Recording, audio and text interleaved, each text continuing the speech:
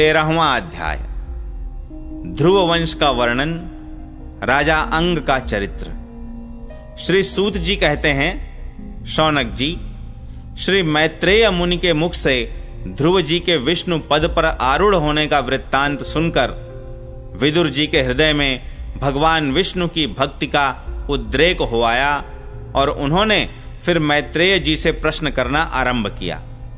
विदुर जी ने पूछा, भगवत परायण मुने, ये प्रचेता कौन थे? किसके पुत्र थे? किसके वंश में प्रसिद्ध थे और इन्होंने कहां यज्ञ किया था? भगवान के दर्शन से कृतार्थ नारद जी परम भागवत हैं, ऐसा मैं मानता हूं। उन्होंने 5 रात्र का निर्माण करके श्री हरि की पूजा पद्धति रूप क्रिया योग का उपदेश किया है। जिस समय प्रचेतागण स्वधर्म का आचरण करते हुए भगवान यज्ञेश्वर की आराधना कर रहे थे, उसी समय भक्त प्रवर नारद जी ने ध्रुव का गुणगान किया था। ब्रह्मन, उस स्थान पर उन्होंने भगवान की जिन जिन लीला कथाओं का वर्णन किया था, वे सब पूर्ण रूप से मुझे सुनाइए। मुझे उनके सुनने की बड़ी इच्छा है। श्री मैत्रेय जी ने कहा, विदुर जी, महाराज ध्रुव के वन चले जाने पर उनके पुत्र उत्कल ने अपने पिता के सार्वभौम वैभव और राज्य सिंहासन को अस्वीकार कर दिया। वह जन्म से ही शांत चित्त, आसक्ति शून्य और समदर्शी था तथा संपूर्ण लोकों को अपनी आत्मा में और अपनी आत्मा को संपूर्ण लोकों में स्थित देखता था। उसके अंतःकरण का वासना रूप मल अखंड योगाग्नि से भस्म हो गया था। इसलिए वह अपनी आत्मा को विशुद्ध बोध रस के साथ अभिन्न, आनंदमय और सर्वत्र व्याप्त देखता था। सब प्रकार के भेद से रहित प्रशांत ब्रह्म को ही वह अपना स्वरूप समझता था तथा अपनी आत्मा से भिन्न कुछ भी नहीं देखता था। वह अज्ञानियों को रास्ते आदि साधारण स्थानों में बिना लपट की आग के समान मूर्ख, अंधा, बहरा, पागल अथवा गूंगा सा प्रतीत होता था। वास्तव में ऐसा था नहीं। इसलिए कुल के बड़े बूढ़े तथा मंत्रियों ने उसे मूर्ख और पागल समझकर उसके छोटे भाई भ्रमिपुत्र वत्सर को राजा बनाया। वत्सर की प्रेयसी भार्या स्वरवीथि के गर्भ से पुष्पार्ण, तिग्मकेतु, इश, ऊर्ज, वसु और जय नाम के 6 पुत्र पैदा हुए। पुष्पार्ण के प्रभा और दोषा नाम की 2 स्त्रियां थीं। उनमें से प्रभा के प्रातः, मध्यम दिन और सायं ये 3 पुत्र हुए। दोषा के प्रदोष, निशीथ और व्युष्ट ये 3 पुत्र हुए। व्युष्ट ने अपनी भार्या पुष्करिणी से सर्वतेजा नाम का पुत्र उत्पन्न किया। उसकी पत्नी आकूति से चक्षुः नामक पुत्र हुआ। चाक्षुष मनवंतर में वही मनु हुआ। चक्षु मनु की स्त्री नड्वला से पुरु, कुत्स, त्रित, द्युम्न, सत्यवान, ऋत, व्रत, अग्निष्टोम, अतिरात्र, प्रद्युम्न, शिबि और उल्मुख ये 12 सत्वगुणी बालक उत्पन्न हुए। इनमें उल्मुख ने अपनी पत्नी पुष्करिणी से अंग, सुमना, ख्याति, क्रतु, अंगिरा और गय ये 6 उत्तम पुत्र उत्पन्न किए। अंग की पत्नी सुनीता ने क्रूर कर्मा वेन को जन्म दिया, जिसकी दुष्टता से उद्विग्न होकर राजर्षि अंग नगर छोड़कर चले गए थे। प्यारे विदुर जी, मुनियों के वाक्य वज्र के समान अमोघ होते हैं। उन्होंने कुपित होकर वेन को शाप दिया और जब वह मर गया तब कोई राजा न रहने के कारण लोक में लुटेरों के द्वारा प्रजा को बहुत कष्ट होने लगा। यह देखकर उन्होंने वेन की दाहिनी भुजा का मंथन किया, जिससे भगवान विष्णु के अंशावतार आदि सम्राट महाराज पृथु प्रकट हुए। विदुर जी ने पूछा, ब्रह्मन, महाराज अंग तो बड़े शील संपन्न, साधु स्वभाव, ब्राह्मण भक्त और महात्मा थे। उनके वेन जैसा दुष्ट पुत्र कैसे हुआ, जिसके कारण दुखी होकर उन्हें नगर छोड़ना पड़ा? राजदंडधारी वेन का भी ऐसा क्या अपराध था जो धर्मज्ञ मुनीश्वरों ने उसके प्रति शाप रूप ब्रह्मदंड का प्रयोग किया। प्रजा का कर्तव्य है कि वह प्रजापालक राजा से कोई पाप बन जाए तो भी उसका तिरस्कार न करे, क्योंकि वह अपने प्रभाव से 8 लोकपालों के तेज को धारण करता है। ब्रह्मन, आप भूत भविष्य की बातें जानने वालों में सर्वश्रेष्ठ हैं, इसलिए आप मुझे सुनीता के पुत्र वेन की सब करतूतें सुनाइए। मैं आपका श्रद्धालु भक्त हूं। श्री मैत्रेय जी ने कहा, विदुर जी, एक बार राजर्षि अंग ने अश्वमेध महायज्ञ का अनुष्ठान किया।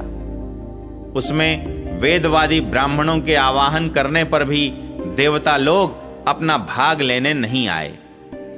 तब ऋत्विजों ने विस्मित होकर यजमान अंग से कहा, राजन, हम आहुतियों के रूप में आपका जो घृत आदि पदार्थ हवन कर रहे हैं उसे देवता लोग स्वीकार नहीं करते।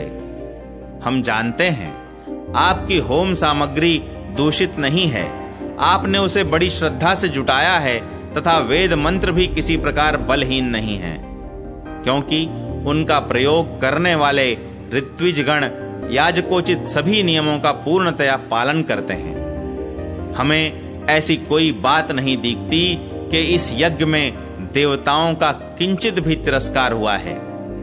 फिर भी कर्माध्यक्ष देवता लोग क्यों अपना भाग नहीं ले रहे हैं? श्री मैत्रेय जी कहते हैं, ऋत्विजों की बात सुनकर यजमान अंग बहुत उदास हुए।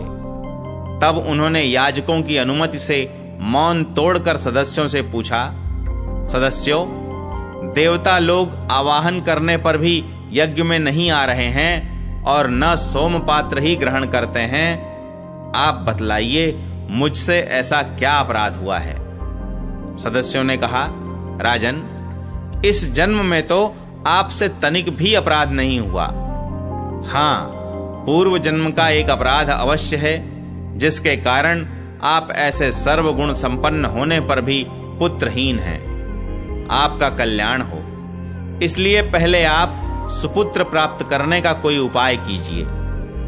यदि आप पुत्र की कामना से यज्ञ करेंगे तो भगवान यज्ञेश्वर आपको अवश्य पुत्र प्रदान करेंगे। जब संतान के लिए साक्षात यज्ञ पुरुष श्री हरि का आवाहन किया जाएगा, तब देवता लोग स्वयं ही अपना अपना यज्ञ भाग ग्रहण करेंगे। भक्त जिस जिस वस्तु की इच्छा करता है, श्री हरि उसे वही वही पदार्थ देते हैं। उनकी जिस प्रकार आराधना की जाती है, उसी प्रकार उपासक को फल भी मिलता है। इस प्रकार राजा अंग को पुत्र प्राप्ति कराने का निश्चय कर ऋत्विजों ने पशु में यज्ञ रूप से रहने वाले श्री विष्णु भगवान के पूजन के लिए पुरोडाश नामक चरु समर्पण किया। अग्नि में आहुति डालते ही अग्निकुंड से सोने के हार और शुभ्र वस्त्रों से विभूषित एक पुरुष प्रकट हुए। वे एक स्वर्ण पात्र में सिद्ध खीर लिए हुए थे। उदार बुद्धि राजा अंग ने याजकों की अनुमति से अपनी अंजलि में वह खीर ले ली और उसे स्वयं सूंघकर प्रसन्नता पूर्वक अपनी पत्नी को दे दिया। पुत्रहीना रानी ने वह पुत्र प्रदायिनी खीर खाकर अपने पति के सहवास से गर्भ धारण किया। उससे यथा समय उसके एक पुत्र हुआ। वह बालक बाल्यावस्था से ही अधर्म के वंश में उत्पन्न हुए अपने नाना मृत्यु का अनुगामी था। सुनीता मृत्यु की ही पुत्री थी, इसलिए वह भी अधार्मिक ही हुआ। वह दुष्ट बालक धनुष बाण चढ़ाकर वन में जाता और व्याध के समान बेचारे भोले भाले हरिणों की हत्या करता। उसे देखते ही पुरवासी लोग वेन आया कहकर पुकार उठते। वह ऐसा क्रूर और निर्दयी था कि मैदान में खेलते हुए अपनी बराबरी के बालकों को पशुओं की भांति बलात्कार से मार डालता। वेन की ऐसी दुष्ट प्रकृति देखकर महाराज अंग ने उसे तरह तरह से सुधारने की चेष्टा की, परंतु वे उसे सुमार्ग पर लाने में समर्थ न हुए। इससे उन्हें बड़ा ही दुख हुआ। वे मन ही मन कहने लगे, जिन गृहस्थों के पुत्र नहीं हैं, उन्होंने अवश्य ही पूर्व जन्म में श्री हरि की आराधना की होगी। इसी से उन्हें कुपूत की करतूतों से होने वाले असह्य क्लेश नहीं सहने पड़ते। जिसकी करनी से माता पिता का सारा सुयश मिट्टी में मिल जाए, उन्हें अधर्म का भागी होना पड़े, सबसे विरोध हो जाए, कभी न छूटने वाली चिंता मोल लेनी पड़े और घर भी दुखदाई हो जाए, ऐसी नाम मात्र की संतान के लिए कौन समझदार पुरुष ललचावेगा। वह तो आत्मा के लिए एक प्रकार का मोहमय बंधन ही है। मैं तो सपूत की अपेक्षा कुपूत को ही अच्छा समझता हूं, क्योंकि सपूत को छोड़ने में बड़ा क्लेश होता है। कुपूत घर को नरक बना देता है, इसलिए उससे सहज ही छुटकारा हो जाता है। इस प्रकार सोचते सोचते महाराज अंग को रात में नींद नहीं आई। उनका चित्त गृहस्थी से विरक्त हो गया। वे आधी रात के समय बिछौने से उठे। इस समय वेन की माता नींद में बेसुध पड़ी थी। राजा ने सबका मोह छोड़ दिया और उसी समय किसी को भी मालूम न हो, इस प्रकार चुपचाप उस महान ऐश्वर्य से भरे राजमहल से निकलकर वन को चल दिए। महाराज विरक्त होकर घर से निकल गए हैं, यह जानकर सभी प्रजाजन, पुरोहित, मंत्री और सुहृदगण आदि अत्यंत शोकाकुल होकर पृथ्वी पर उनकी खोज करने लगे। ठीक वैसे ही जैसे योग का यथार्थ रहस्य न जानने वाले पुरुष अपने हृदय में छिपे हुए भगवान को बाहर खोजते हैं। जब उन्हें अपने स्वामी का कहीं पता न लगा, तब वे निराश होकर नगर में लौट आए और वहां जो मुनिजन एकत्रित हुए थे, उन्हें यथावत प्रणाम करके उन्होंने आंखों में आंसू भरकर महाराज के न मिलने का वृत्तांत सुनाया।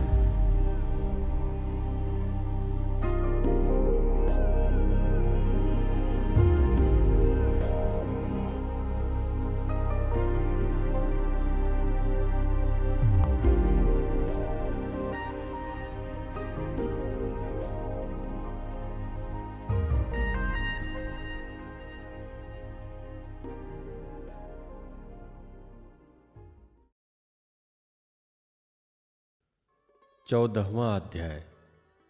राजा वेन की कथा। श्री मैत्रेय जी कहते हैं, वीरवर विदुर जी, सभी लोगों की कुशल चाहने वाले भृगु आदि मुनियों ने देखा कि अंग के चले जाने से अब पृथ्वी की रक्षा करने वाला कोई नहीं रह गया है। सब लोग पशुओं के समान उच्छृंखल होते जा रहे हैं। तब उन्होंने माता सुनीता की सम्मति से मंत्रियों के सहमत न होने पर भी वेन को भूमंडल के राजपद पर अभिषिक्त कर दिया। वेन बड़ा कठोर शासक था। जब चोर डाकुओं ने सुना कि वही राज सिंहासन पर बैठा है, तब सर्प से डरे हुए चूहों के समान वे सब तुरंत ही जहां तहां छिप गए। राज्यासन पाने पर वेन 8 लोकपालों की ऐश्वर्य कला के कारण उन्मत्त हो गया और अभिमानवश अपने को ही सबसे बड़ा मानकर महापुरुषों का अपमान करने लगा। वह ऐश्वर्य मद से अंधा हो रथ पर चढ़कर निरंकुश गजराज के समान पृथ्वी और आकाश को कपाता हुआ सर्वत्र विचरने लगा। कोई भी द्विजाति वर्ण का पुरुष कभी किसी प्रकार का यज्ञ, दान और हवन न करे। अपने राज्य में यह ढिंढोरा पिटवाकर उसने सारे धर्म कर्म बंद कर दिए। दुष्ट वेन का ऐसा अत्याचार देखकर सारे ऋषि मुनि एकत्र हुए और संसार पर संकट आया समझकर करुणावश आपस में कहने लगे, अहो, जैसे दोनों ओर जलती हुई लकड़ी के बीच में रहने वाले चींटी आदि जीव महान संकट में पड़ जाते हैं, वैसे ही इस समय सारी प्रजा एक ओर, राजा के दूसरी ओर चोर डाकुओं के अत्याचार से महान संकट में पड़ गए हैं।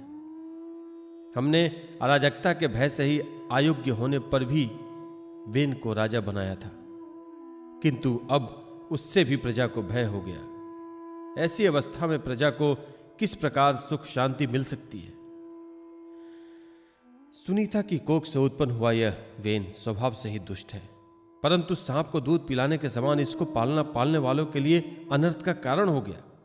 हमने इसे प्रजा की रक्षा के लिए नियुक्त किया था, यह आज उसी को नष्ट करने पर तुला है।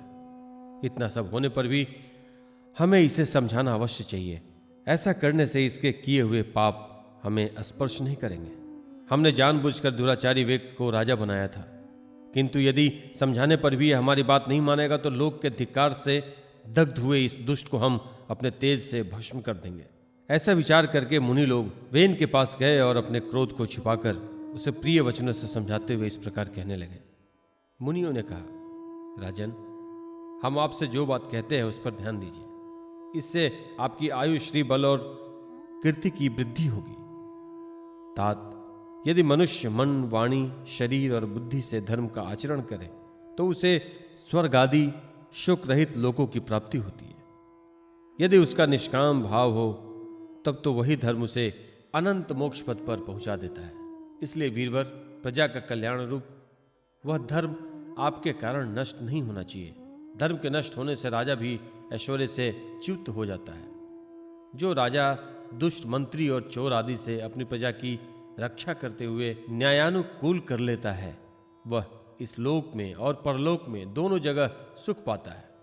जिसके राज्य अथवा नगर में वर्णाश्रम धर्मों का पालन करने वाले पुरुष स्वधर्म पालन के द्वारा भगवान यज्ञ पुरुष की आराधना करते हैं, महाभाग, अपनी आज्ञा का पालन करने वाले उस राजा से भगवान प्रसन्न रहते हैं, क्योंकि वे ही सारे विश्व की आत्मा तथा संपूर्ण भूतों के रक्षक हैं। भगवान ब्रह्मादि जगदीश्वरों के भी ईश्वर हैं। उनके प्रसन्न होने पर कोई भी वस्तु दुर्लभ नहीं रह जाता। तभी तो इंद्रादि लोकपालों के सहित समस्त लोग उन्हें बड़े आदर से पूजो फार समर्पण करते हैं। राजन, भगवान श्री हरि समस्त लोकपाल और यज्ञों के नियंता हैं। वे वेद त्रय रूप, द्रव्य रूप और तपः स्वरूप हैं। इसलिए आपके जो देशवासी आपकी उन्नति के लिए अनेक प्रकार के यज्ञों से भगवान का यज्ञ करते हैं, आपको उनके अनुकूल ही रहना चाहिए। जब आपके राज्य में ब्राह्मण लोग यज्ञों का अनुष्ठान करेंगे तब उनकी पूजा से प्रसन्न होकर भगवान के अंश स्वरूप देवता आपको मनचाहा फल देंगे। अतः वीरवर, आपको यज्ञादि धर्मानुष्ठान बंद करके देवताओं का तिरस्कार नहीं करना चाहिए।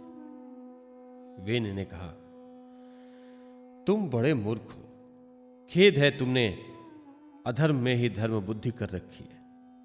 तभी तो तुम जीविका देने वाले कुछ साक्षात पति को छोड़कर किसी दूसरे जार पति की उपासना करते हो। जो लोग मूर्खतावश राजा रूप परमेश्वर का अनादर करते हैं, उन्हें न तो इस लोक में सुख मिलता है और न परलोक में। अरे, जिससे तुम लोगों की इतनी भक्ति है वह यज्ञ पुरुष है कौन? यह तो ऐसी बात हुई जैसे उल्टा स्त्री अपने विवाहित पति से प्रेम न करके किसी पर पुरुष के आसन में आसक्त हो जाए।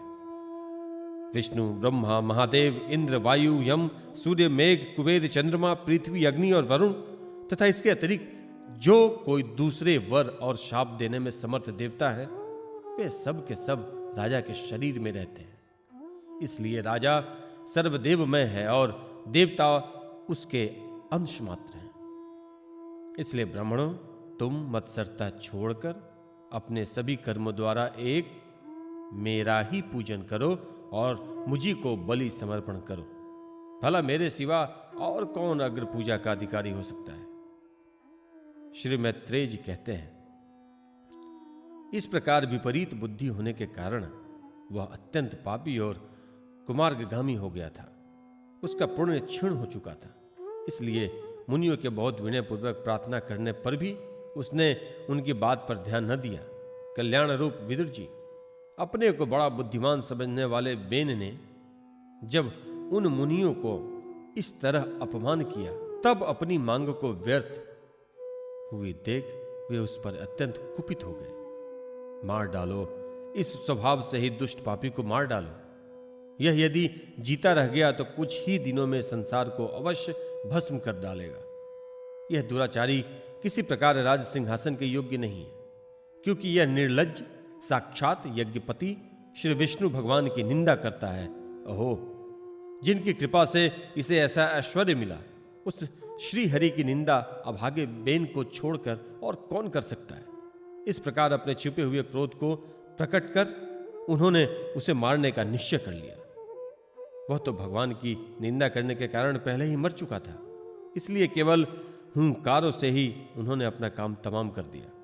जब मुनिगण अपने अपने आश्रमों को चले गए, तब इधर बेन की शोकाकुलता माता सुनीता मंत्रादि के बल से तथा अन्य युक्तियों से अपने पुत्र के शव की रक्षा करने लग गई। एक दिन वे मुनिगण सरस्वती के पवित्र जल में स्नान कर अग्निहोत्र से निवृत्त हो नदी के तीर पर बैठे हुए हरि चर्चा कर रहे थे।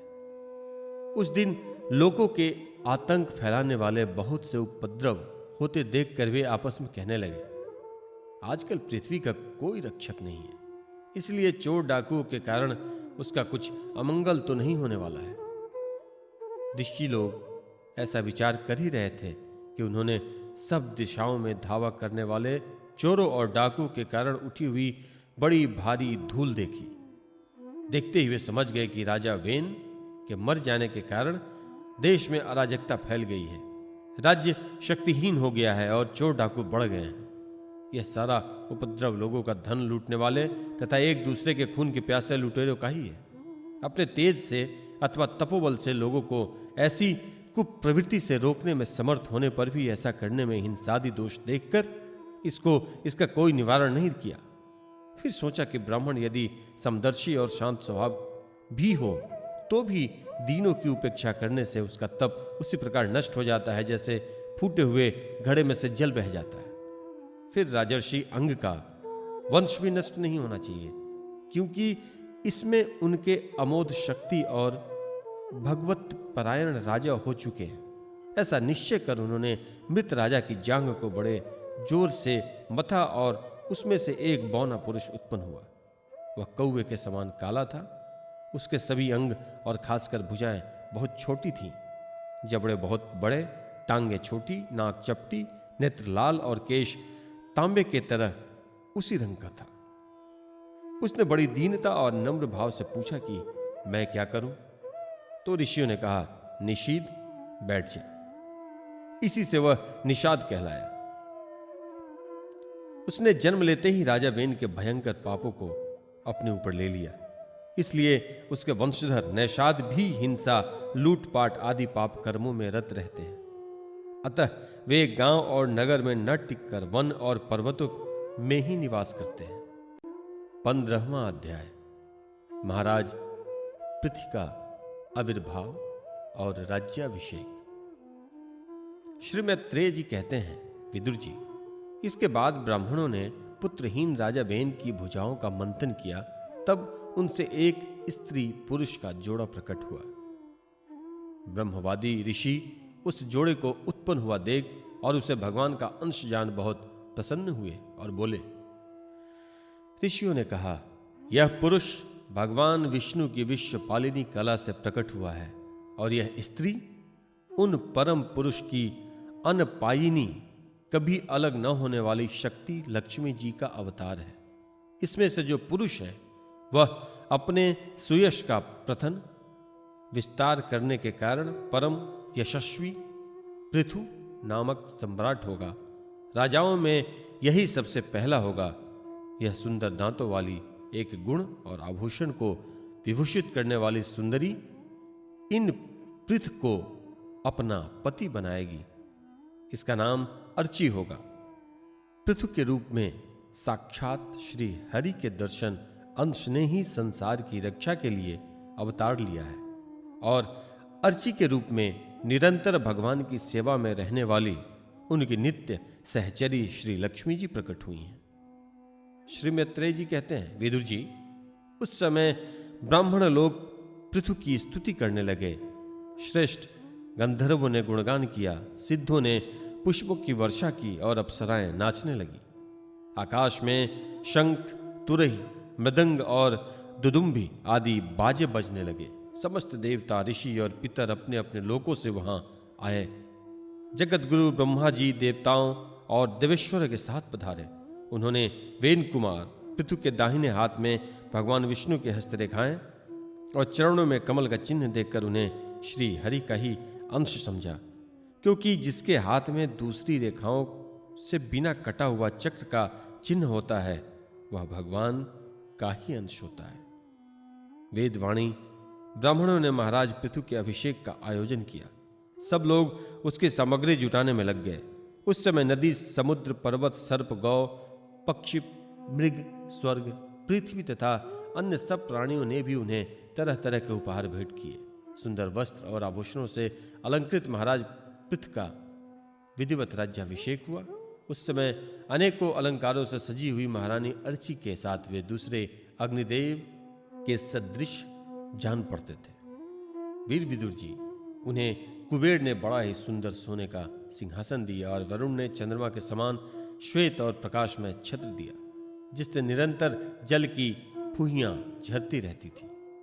वायु ने 2 चंवर, धर्म ने कीर्तिमयी माला, इंद्र ने मनोहर मुकुट, यम ने दमन करने वाला दंड, ब्रह्मा ने वेदमय कवच, सरस्वती ने सुंदर हार, विष्णु भगवान ने सुदर्शन चक्र, विष्णु प्रिया लक्ष्मी जी ने अविचल संपत्ति, रुद्र ने 10 चंद्राकार चिन्हों से युक्त कोश वाली तलवार, अंबिका जी ने 100 चंद्रकार चिन्हों वाली ढाल, चंद्रमा ने अमृतमय अश्व, त्वष्टा विश्वकर्मा ने सुंदर रथ, अग्नि ने बकरे और गौ के सिंहों का बना हुआ सुदृढ़ धनुष, सूर्य ने तेजोमय वाण, पृथ्वी ने चरण स्पर्श मात्र से अभिष्ट स्थान पर पहुंचा देने वाली योगमयी पादुकाएं, आकाश के अभिमानी 9 देवताओं ने नित्य नूतन पुष्प की माला, आकाश विहारी सिद्ध गंधर्वादी ने नाचने, गाने, बजाने और अंतर्ध्यान हो जाने की शक्तियां, ऋषियों ने अमोघ आशीर्वाद, समुद्र ने अपने से उत्पन्न हुआ शंख तथा 7 समुद्र, पर्वत और नदियों ने उनके रथ के लिए बेरोक टोक मार्ग उपहार में दिए। इसके पश्चात सूत, मागध और बंदीजन उनकी स्तुति करने के लिए उपस्थित हुए। तब उन स्तुति करने वालों का अभिप्राय समझकर बेनपुत्र परम प्रतापी महाराज पृथु ने हंसते हुए कहा, मेघ के समान गंभीर वाणी में कहा।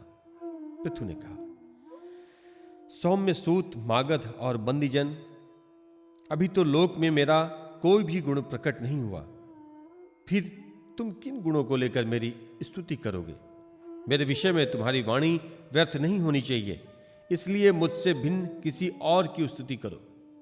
मृदुभाषियों, कालांतर में जब मेरे अप्रकट गुण प्रकट हो जाएं, तब भरपेट अपनी मधुर वाणी से मेरी स्तुति कर लेना।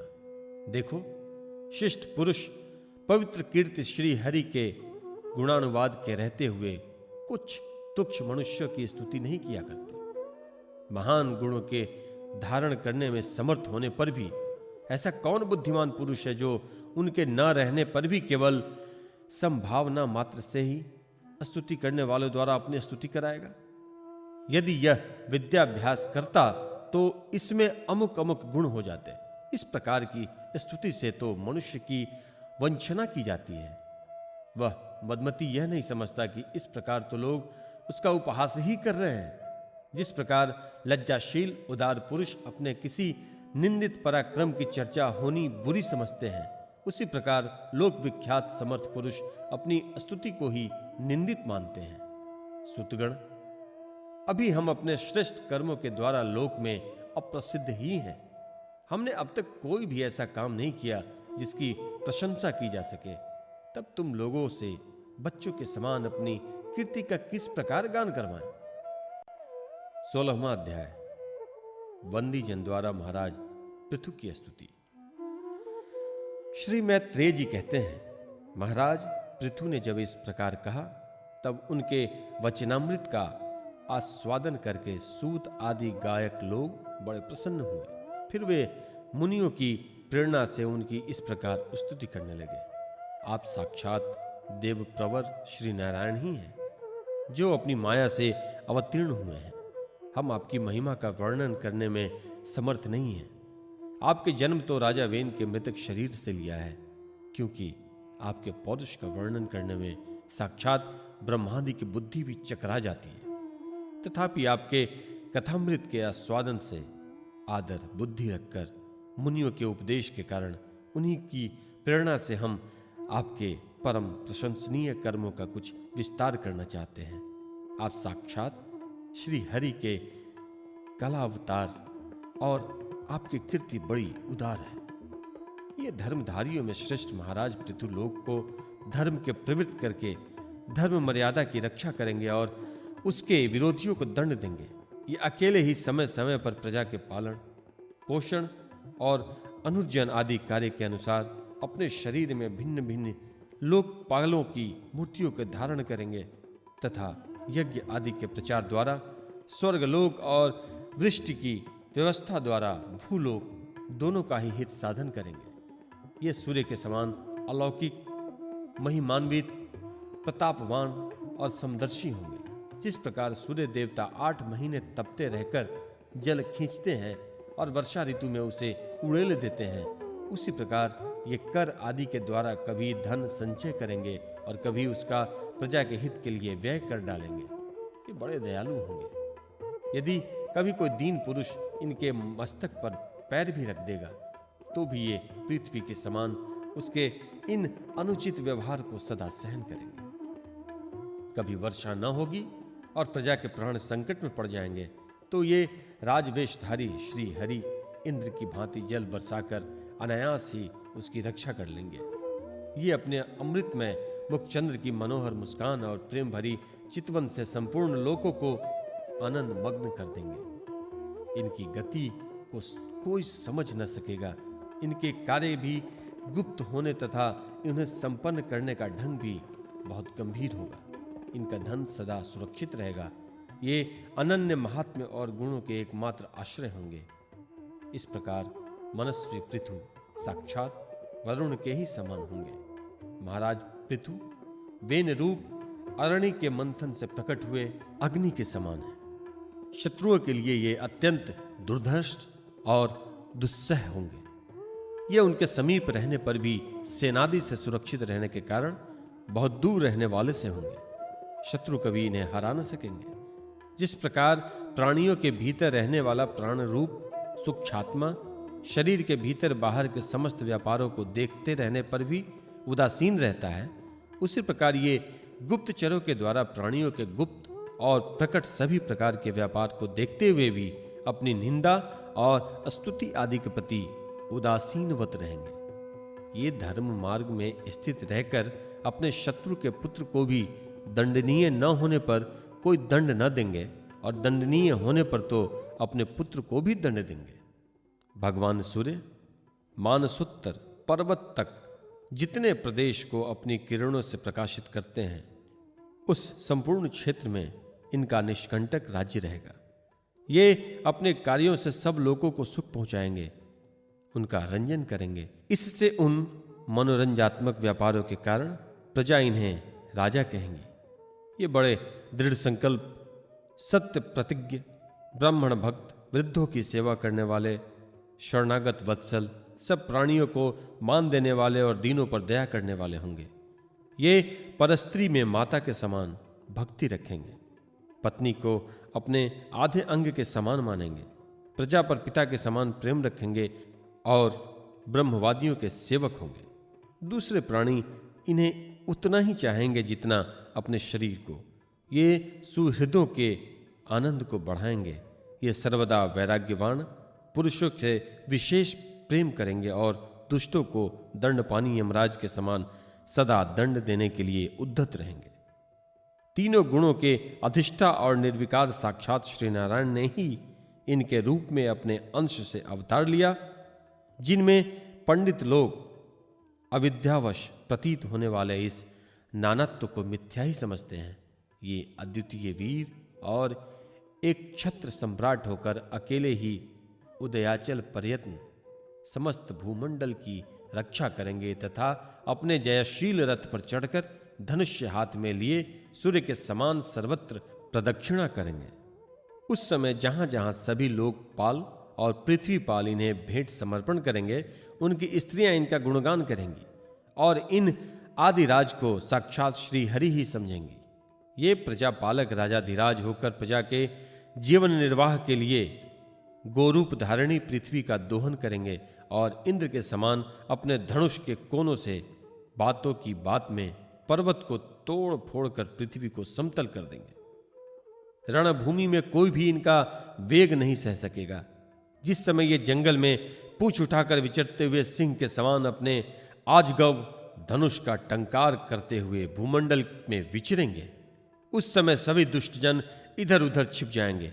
ये सरस्वती के उद्गम स्थान पर 100 अश्वमेध यज्ञ करेंगे। तब अंतिम यज्ञानुष्ठान के समय इंद्र इनके घोड़ों को हर कर ले जाएंगे। अपने महल के बगीचे में इनकी एक बार भगवान संत कुमार से भेंट होगी। अकेले उनकी भक्तिपूर्वक सेवा करके ये उस निर्मल ज्ञान को प्राप्त करेंगे जिससे परब्रह्म की प्राप्ति होती है। इस प्रकार जब इनके पराक्रम जनता के सामने आ जाएंगे, तब ये परम पराक्रमी महाराज जहां तहां अपने चरित्र की ही चर्चा सुनेंगे। इनकी आज्ञा विरोध कोई भी न कर सकेगा तथा ये सारी दिशाओं को जीतकर और अपने तेज से प्रजा के क्लेश रूप कांटे को निकालकर संपूर्ण भूमंडल के शासक होंगे। उस समय देवता और असुर भी इनके विपुल प्रभाव का वर्णन करेंगे। 17वां अध्याय, महाराज पृथु का पृथ्वी पर कुपित होना और पृथ्वी के द्वारा उनकी स्तुति करना। श्री मैत्रेय जी कहते हैं, इस प्रकार जब बंदी जन ने महाराज पृथु के गुण और कर्मों का बखान करके उनकी प्रशंसा की, तब उन्होंने भी उनकी बड़ाई करके तथा उन्हें मनचाही वस्तुएं देकर संतुष्ट किया। उन्होंने ब्राह्मणादि चारों वर्णों, सेवकों, मंत्रियों, पुरोहितों, पुरवासियों, देशवासियों, भिन्न भिन्न व्यवसायियों तथा अन्यान्य आज्ञानुवर्तियों को भी सत्कार किया। विदुर जी ने पूछा, ब्राह्मण, पृथ्वी तो अनेक रूप धारण कर सकती है, उसने गौ का रूप ही क्यों धारण किया? और जब महाराज पृथु ने उन्हें दुहा, तब बछड़ा कौन बना और दूहने का पात्र क्या हुआ? पृथ्वी देवी तो पहले स्वभाव से ही ऊंची नीची थी, उन्होंने समतल किस प्रकार किया और इंद्र उनके यज्ञ संबंधी घोड़े को क्यों हर ले गए? ब्रह्मज्ञानियों में श्रेष्ठ भगवान संत कुमार जी से ज्ञान और विज्ञान प्राप्त करके ये राजर्षि किस गति को प्राप्त हुए? पृथु रूप से सर्वेश्वर भगवान श्री कृष्ण ने ही अवतार ग्रहण किया था। अतः पूर्ण कीर्ति श्री हरि के उस पृथु अवतार के संबंध रखने वाले जो और भी पवित्र चरित्र हों, वे सभी आप मुझे कहिए। मैं आपका और श्री कृष्ण चंद्र का बड़ा अनुरक्त भक्त हूं। श्री सूत जी कहते हैं, तब विदुर जी ने भगवान वासुदेव की कथा कहने के लिए इस प्रकार प्रेरणा की। तब श्री मैत्रेय जी प्रसन्न चित्त से उनकी प्रशंसा करते हुए कहने लगे। श्री मैत्रेय जी ने कहा, विदुर जी, ब्राह्मणों ने महाराज पृथु का राज्याभिषेक करके उन्हें प्रजा का रक्षक उद्घोषित किया। उन दिनों पृथ्वी अन्नहीन हो गई थी, इसलिए भूख के कारण प्रजाजनों के शरीर सूख कर कांटे हो गए थे। उन्होंने अपने स्वामी पृथु के पास आकर कहा, राजन, जिस प्रकार कोटर में सुलगती हुई आग से पेड़ जल जाता है, उसी प्रकार हम पेट के भीषण ज्वाला से जले जा रहे हैं। आप शरणागतों की रक्षा करने वाले हैं और हमारे अन्नदाता प्रभु बनाए गए हैं, इसलिए हम आपकी शरण में आए हैं। आप समस्त लोगों की रक्षा करने वाले हैं, आप ही हमारी जीविका के भी स्वामी हैं। अतः राजेश्वर, आप हम क्षुधा पीड़ितों को शीघ्र ही अन्न देने का प्रबंध कीजिए। ऐसा न हो कि अन्न मिलने से पहले ही हमारा अंत हो जाए। श्री मैत्रेय जी कहते हैं, गुरुवर, प्रजा का करुणा क्रंदन सुनकर महाराज पृथु बहुत देर तक विचार करते रहे। अंत में उन्हें अन्नाभाव का कारण मालूम हो गया। पृथ्वी ने स्वयं ही अन्न औषधादि को अपने भीतर छिपा लिया है।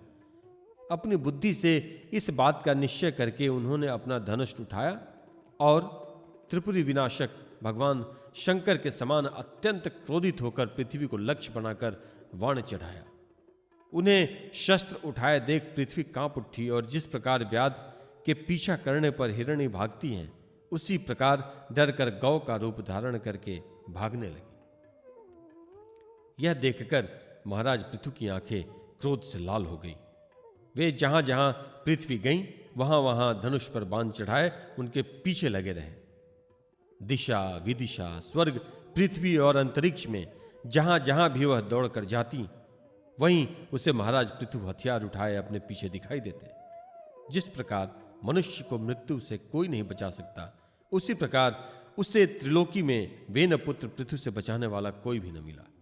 तब वह अत्यंत भयभीत होकर दुखित चित्त से पीछे की ओर लौटी और महाभाग पृथु जी से कहने लगी, धर्म के तत्व को जानने वाले शरणागत वत्सल राजन, आप तो सभी प्राणियों की रक्षा करने में तत्पर हैं, आप मेरी भी रक्षा कीजिए। मैं अत्यंत दीन और निरपराध हूं, आप मुझे क्यों मारना चाहते हैं? इसके सिवा आप तो धर्मज्ञ माने जाते हैं, फिर मुझ स्त्री का वध आप कैसे कर सकेंगे? स्त्रियां कोई अपराध करे तो साधारण जीव भी उन पर हाथ नहीं उठाते, फिर आप जैसे करुणामय और दीन वत्सल तो ऐसा कर ही कैसे सकते हैं?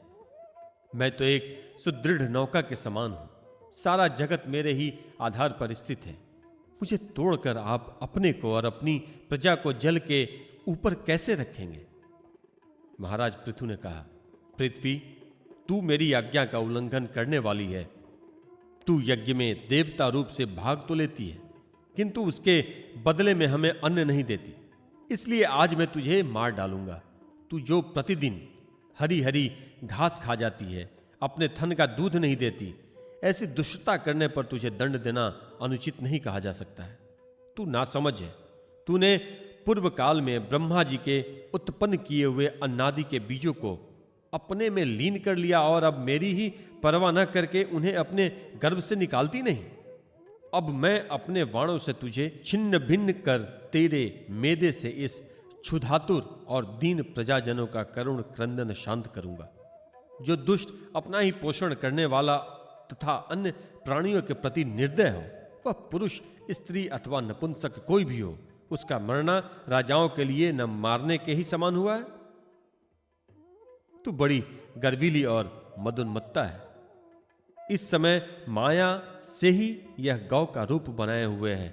मैं वाणों से तेरे टुकड़े टुकड़े करके अपने योग बल से प्रजा को धारण करूंगा।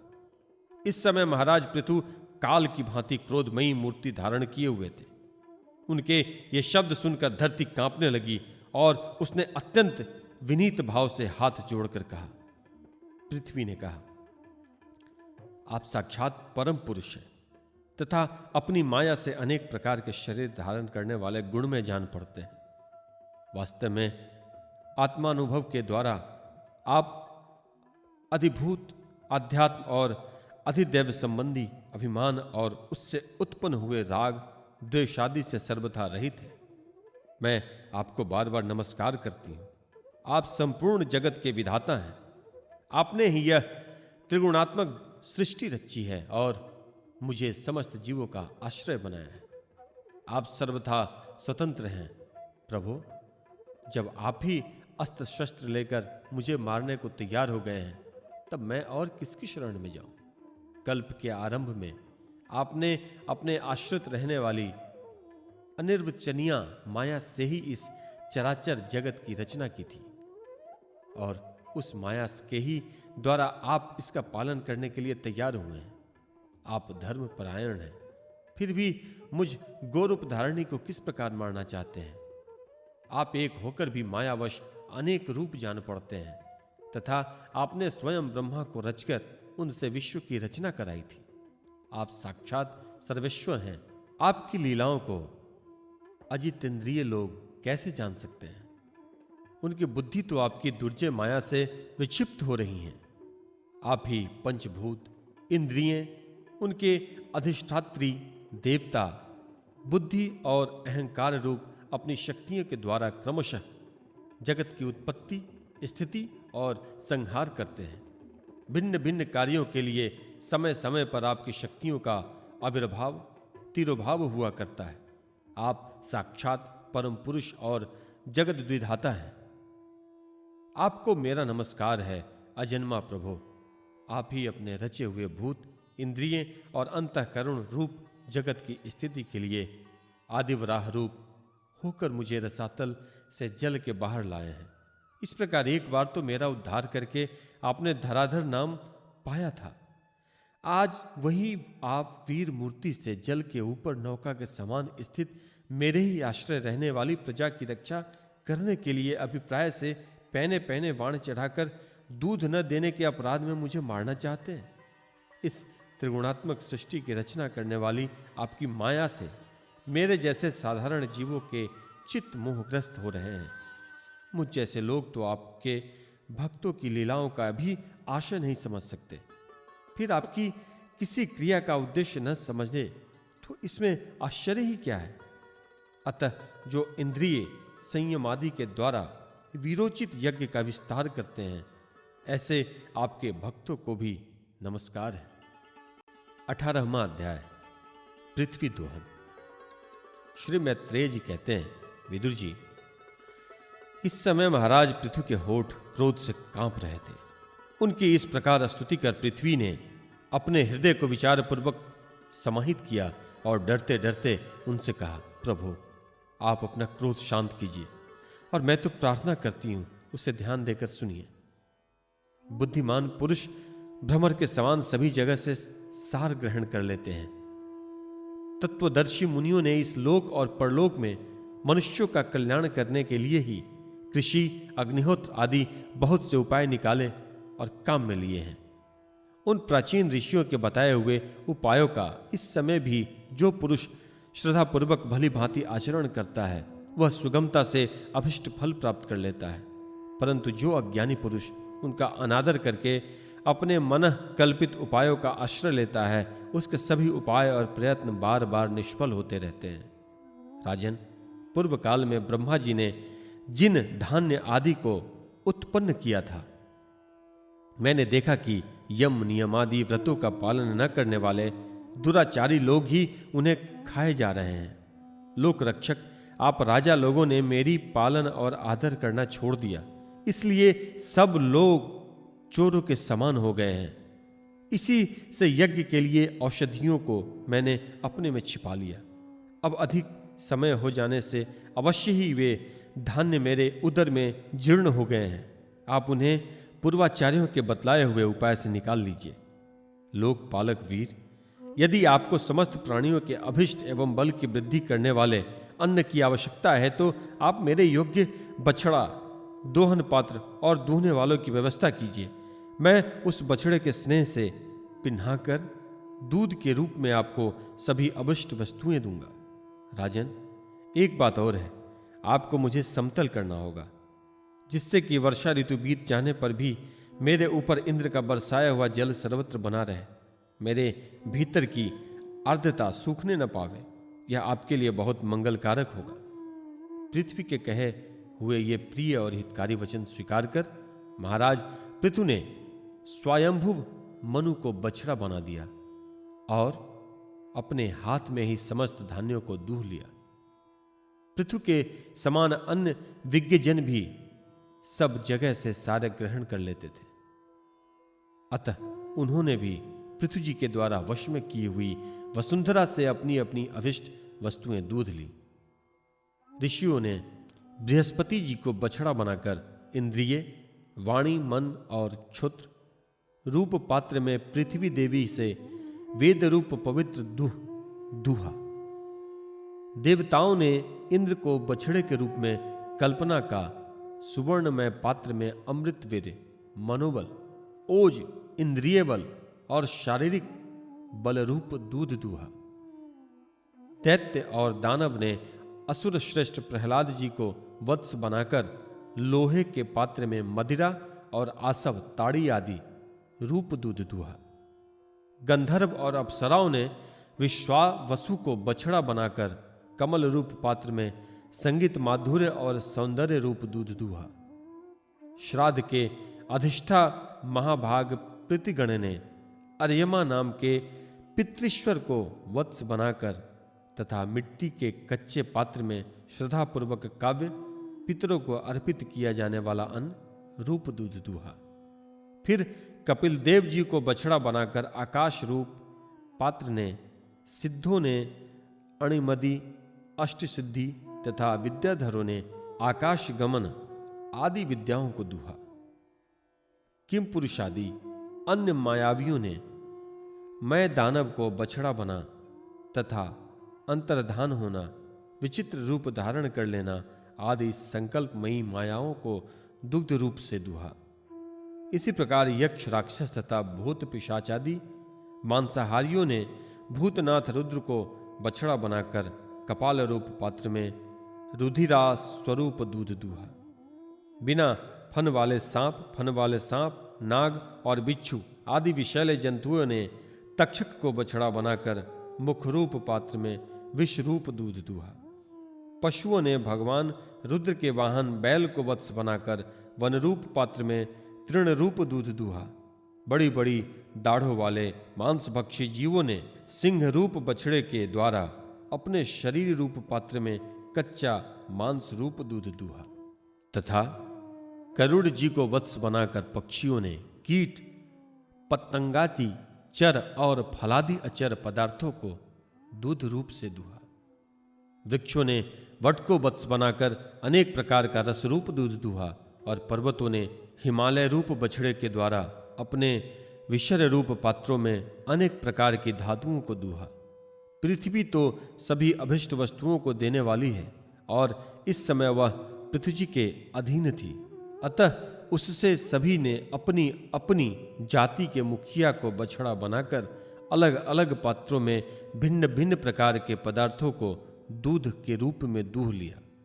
कुरुश्रेष्ठ विदुर जी, इस प्रकार पृथु आदि सभी अन्न भोजियों ने भिन्न भिन्न दोहन पात्र और वत्सों के द्वारा अपने अपने विभिन्न अन्न रूप दूध पृथ्वी से दूह लिए। इससे महाराज पृथु ऐसे प्रसन्न हुए कि सर्व काम दुहा पृथ्वी के प्रति उनका पुत्री के समान स्नेह हो गया और उसे उन्होंने अपनी कन्या के रूप में स्वीकार कर लिया। फिर राजा धीराज पृथु ने अपने धनुष की नोक से पर्वतों को फोड़कर इस सारे भूमंडल को प्रायः समतल कर दिया। वे पिता के समान अपनी प्रजा के पालन पोषण की व्यवस्था में लगे हुए थे। उन्होंने इस समतल भूमि में प्रजा वर्ग के लिए जहां तहां यथा योग्य निवास स्थानों का विभाग किया। अनेकों गांव, कस्बे, नगर, दुर्ग, अहिरों की बस्ती, पशुओं के रहने के स्थान, छावनियां, खाने, किसानों के गांव और पहाड़ों की तलहटी में गांव बसाए। महाराज पृथु से पहले इस पृथ्वी तल पर पुर ग्रामादि का विभाग नहीं था। सब लोग अपने अपने सुविधे के अनुसार बेखटके जहां तहां बस जाते थे। 19वां अध्याय। महाराज पृथु के 100 अश्वमेध यज्ञ। श्री मैत्रेय जी कहते हैं, विदुर जी, महाराज मनु के ब्रह्मावर्त क्षेत्र में जहां सरस्वती नदी पूर्वमुखी होकर बहती हैं, राजा पृथु ने 100 अश्वमेध यज्ञों को दीक्षा ली। यह देखकर भगवान इंद्र को विचार हुआ कि इस प्रकार तो पृथु के कर्म मेरे कर्मों की अपेक्षा भी बढ़ जाएंगे, इसलिए वे उनके यज्ञ महोत्सव को सहन न कर सके। महाराज पृथु के यज्ञ में सबके अंतरात्मा सर्वलोक पूज्य जगदीश्वर भगवान हरि ने यज्ञेश्वर रूप से साक्षात दर्शन दिया था। उनके साथ ब्रह्मा, रुद्र तथा अपने अपने अनुचरों के सहित लोकपालक गण भी पधारे थे। उस समय गंधर्व मुनि और अप्सराएं प्रभु की कीर्ति गा रहे थे। सिद्ध, विद्याधर, दैत्य, दानव, यक्ष, सुनंद, नंदानी भगवान के प्रमुख पार्षद और सर्वथा भगवान की सेवा के लिए उत्सुक रहते हैं। वे कपिल, नारद, दत्तात्रेय एवं सनकादि योगेश्वर भी उनके साथ आए थे। भारत उस यज्ञ में यज्ञ सामग्रियों को देने वाली भूमि ने कामधेनु होकर यजमान की सारी कामनाओं को पूर्ण किया था। नदियां दाख और ईख आदि सब प्रकार के रसों को बहाकर लाती थी तथा जिनसे मधु चूता रहता था। ऐसे बड़े बड़े वृक्ष दूध, दही, अन्न और धृत आदि तरह तरह की सामग्रियां समर्पण करते थे। समुद्र बहुत सी रत्न राशियां, पर्वत, भक्ष्य, भुज, चोष्ट और लेह 4 प्रकार के अन्न तथा लोकपालों के सहित संपूर्ण लोग तरह तरह के उपहार उन्हें समर्पण करते थे। महाराज पृथु तो एकमात्र श्री हरि को ही अपना प्रभु मानते थे। उनकी कृपा से उस यज्ञानुष्ठान में उनका बड़ा उत्कर्ष हुआ, किंतु यह बात देवराज इंद्र को सहन न हुई और उन्होंने उसमें विघ्न डालने की चेष्टा की। जिस समय महाराज पृथु अंतिम यज्ञ द्वारा भगवान यज्ञपति की आराधना कर रहे थे, इंद्र ने ईर्ष्यावश गुप्त रूप से उनके यज्ञ का घोड़ा हर लिया। इंद्र ने अपनी रक्षा के लिए कवच रूप से पाखंड वेश धारण कर लिया, जो अधर्म में धर्म का भ्रम उत्पन्न करने वाला है, जिसका आश्रय लेकर पापी पुरुष भी धर्मात्मा सा जान पड़ता है। इस वेश में वे घोड़े को लिए बड़ी शीघ्रता से आकाश मार्ग से जा रहे थे कि उन पर भगवान अत्रि की दृष्टि पड़ी। उनके कहने से महाराज पृथु का महारथी पुत्र इंद्र को मारने के लिए उनके पीछे दौड़ा और बड़े क्रोध से बोला, अरे खड़ा रह, खड़ा रह। इंद्र सिर पर जटाजूट और शरीर में भस्म धारण किए हुए थे। उनका ऐसा वेश देखकर पृथु कुमार ने उन्हें मूर्तिमान धर्म समझा, इसलिए उन पर वाण नहीं छोड़ा। जब वह इंद्र पर वार किए बिना ही लौट आया, तब महर्षि अत्रि ने पुनः उसे इंद्र को मारने की आज्ञा दी। वत्स, वह देवताधम इंद्र ने तुम्हारे यज्ञ से तुम्हारा घोड़ा चुरा कर ले गया है, तुम उसे मार डालो। अत्रि मुनि के इस प्रकार उत्साहित करने पर पृथु कुमार क्रोध से भर गया।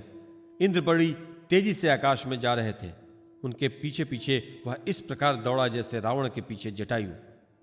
स्वर्गपति इंद्र उसे पीछे आते देख उस वेश और घोड़े को छोड़कर वहीं अंतर्ध्यान हो गए और वह वीर अपना यज्ञ पशु लेकर पिताजी की यज्ञशाला में लौट आया। शक्तिशाली विदुर जी उसके इस अद्भुत पराक्रम को देखकर महर्षियों ने उसका नाम विजिताश्व रखा। यज्ञ पशु को चशाल और यूप में बांध दिया गया। शक्तिशाली इंद्र ने घोर अंधकार फैला दिया और उसी में छिपकर वे फिर उस घोड़े को उसकी सोने की जंजीर समेत ले गए। अत्रि मुनि ने फिर उसे आकाश में तेजी से जाते हुए दिखा दिया, किंतु उनके पास कपाल और खटवांग देखकर पृथुपुत्र ने उनके मार्ग में कोई बाधा न डाली। तब अत्रि ने राजकुमार को फिर उकसाया और उसने गुस्से में भरकर इंद्र को लक्ष्य बनाकर अपना बाण चढ़ाया। यह देखते ही देवराज उस वेश और घोड़े को छोड़कर वहीं अंतर्ध्यान हो गए। वीर विजिताश्व अपना घोड़ा लेकर पिता की यज्ञशाला में लौट आया।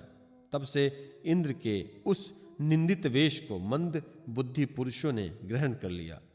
इंद्र के अश्वहरण की इच्छा से जो जो रूप धारण किए थे वे पाप के खंड होने के कारण पाखंड कहलाए।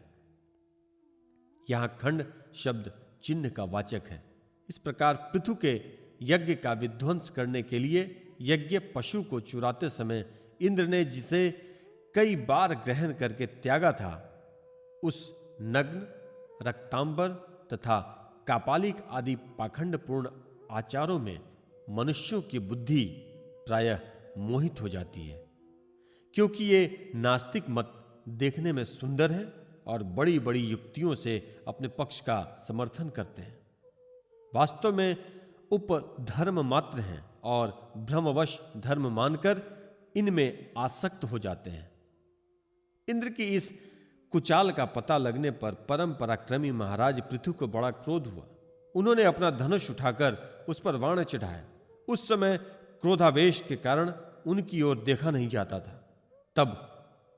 तब ऋत्विजों ने देखा कि असह्य पराक्रमी महाराज पृथु इंद्र का वध करने को तैयार है।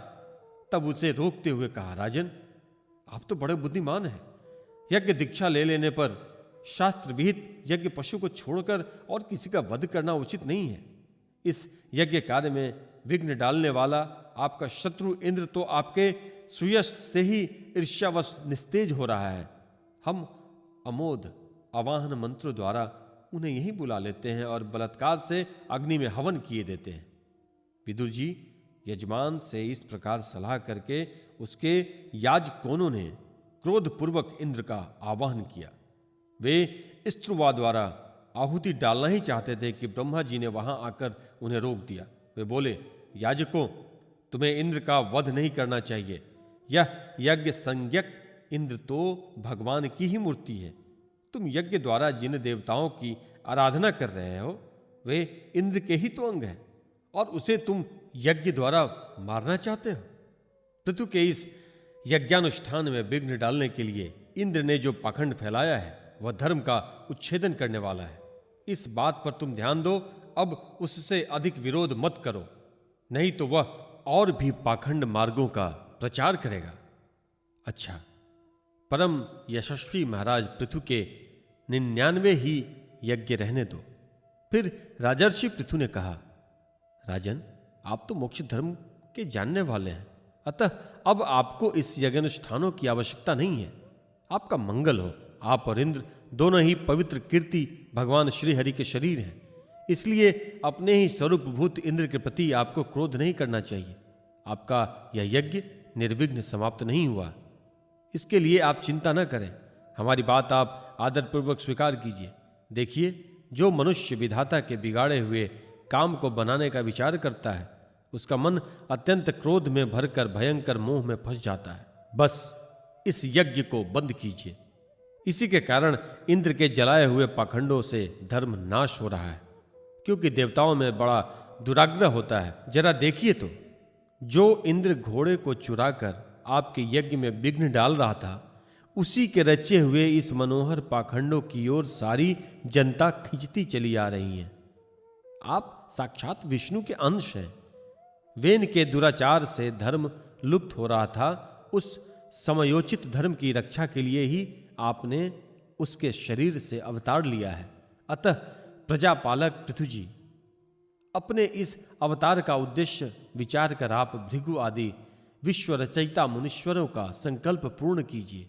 यह प्रचंड पाखंड पथरूप इंद्र की माया अधर्म की जननी है, आप इसे नष्ट कर डालिए।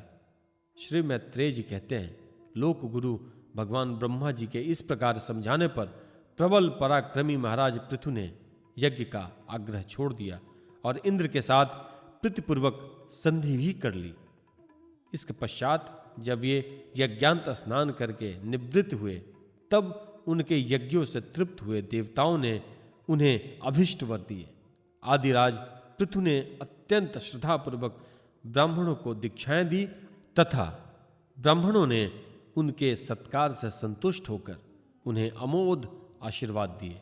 वे कहने लगे, महाबाहो, आपके बुलाने से जो पितर देवता ऋषि और मनुष्यादि आदि थे, उन सभी का आपने दान मान से खूब सत्कार किया। 20वां अध्याय। महाराज पृथु की यज्ञशाला में श्री विष्णु भगवान का प्रादुर्भाव। श्री मैत्रेय जी कहते हैं, विदुर जी, महाराज पृथु के 99 यज्ञों से यज्ञ भोक्ता यज्ञेश्वर भगवान विष्णु को भी बड़ा संतोष हुआ। उन्होंने इंद्र के सहित वहां उपस्थित होकर उनसे कहा। श्री भगवान ने कहा, राजन, इंद्र ने तुम्हारे 100 अश्वमेध यज्ञ पूरे करके संकल्प में विघ्न डाला है। अब ये तुझसे क्षमा चाहते हैं, तुम इन्हें क्षमा कर दो। नरदेव, जो श्रेष्ठ मानव साधु और सद्बुद्धि संपन्न होते हैं, वे दूसरे जीवों से द्रोह नहीं करते, क्योंकि यह शरीर ही आत्मा नहीं है। यदि तुम जैसे लोग भी मेरी माया से मोहित हो जाएं, तो समझना चाहिए कि बहुत दिनों तक की हुई ज्ञानी जनों की सेवा से केवल श्रम ही हाथ लगा।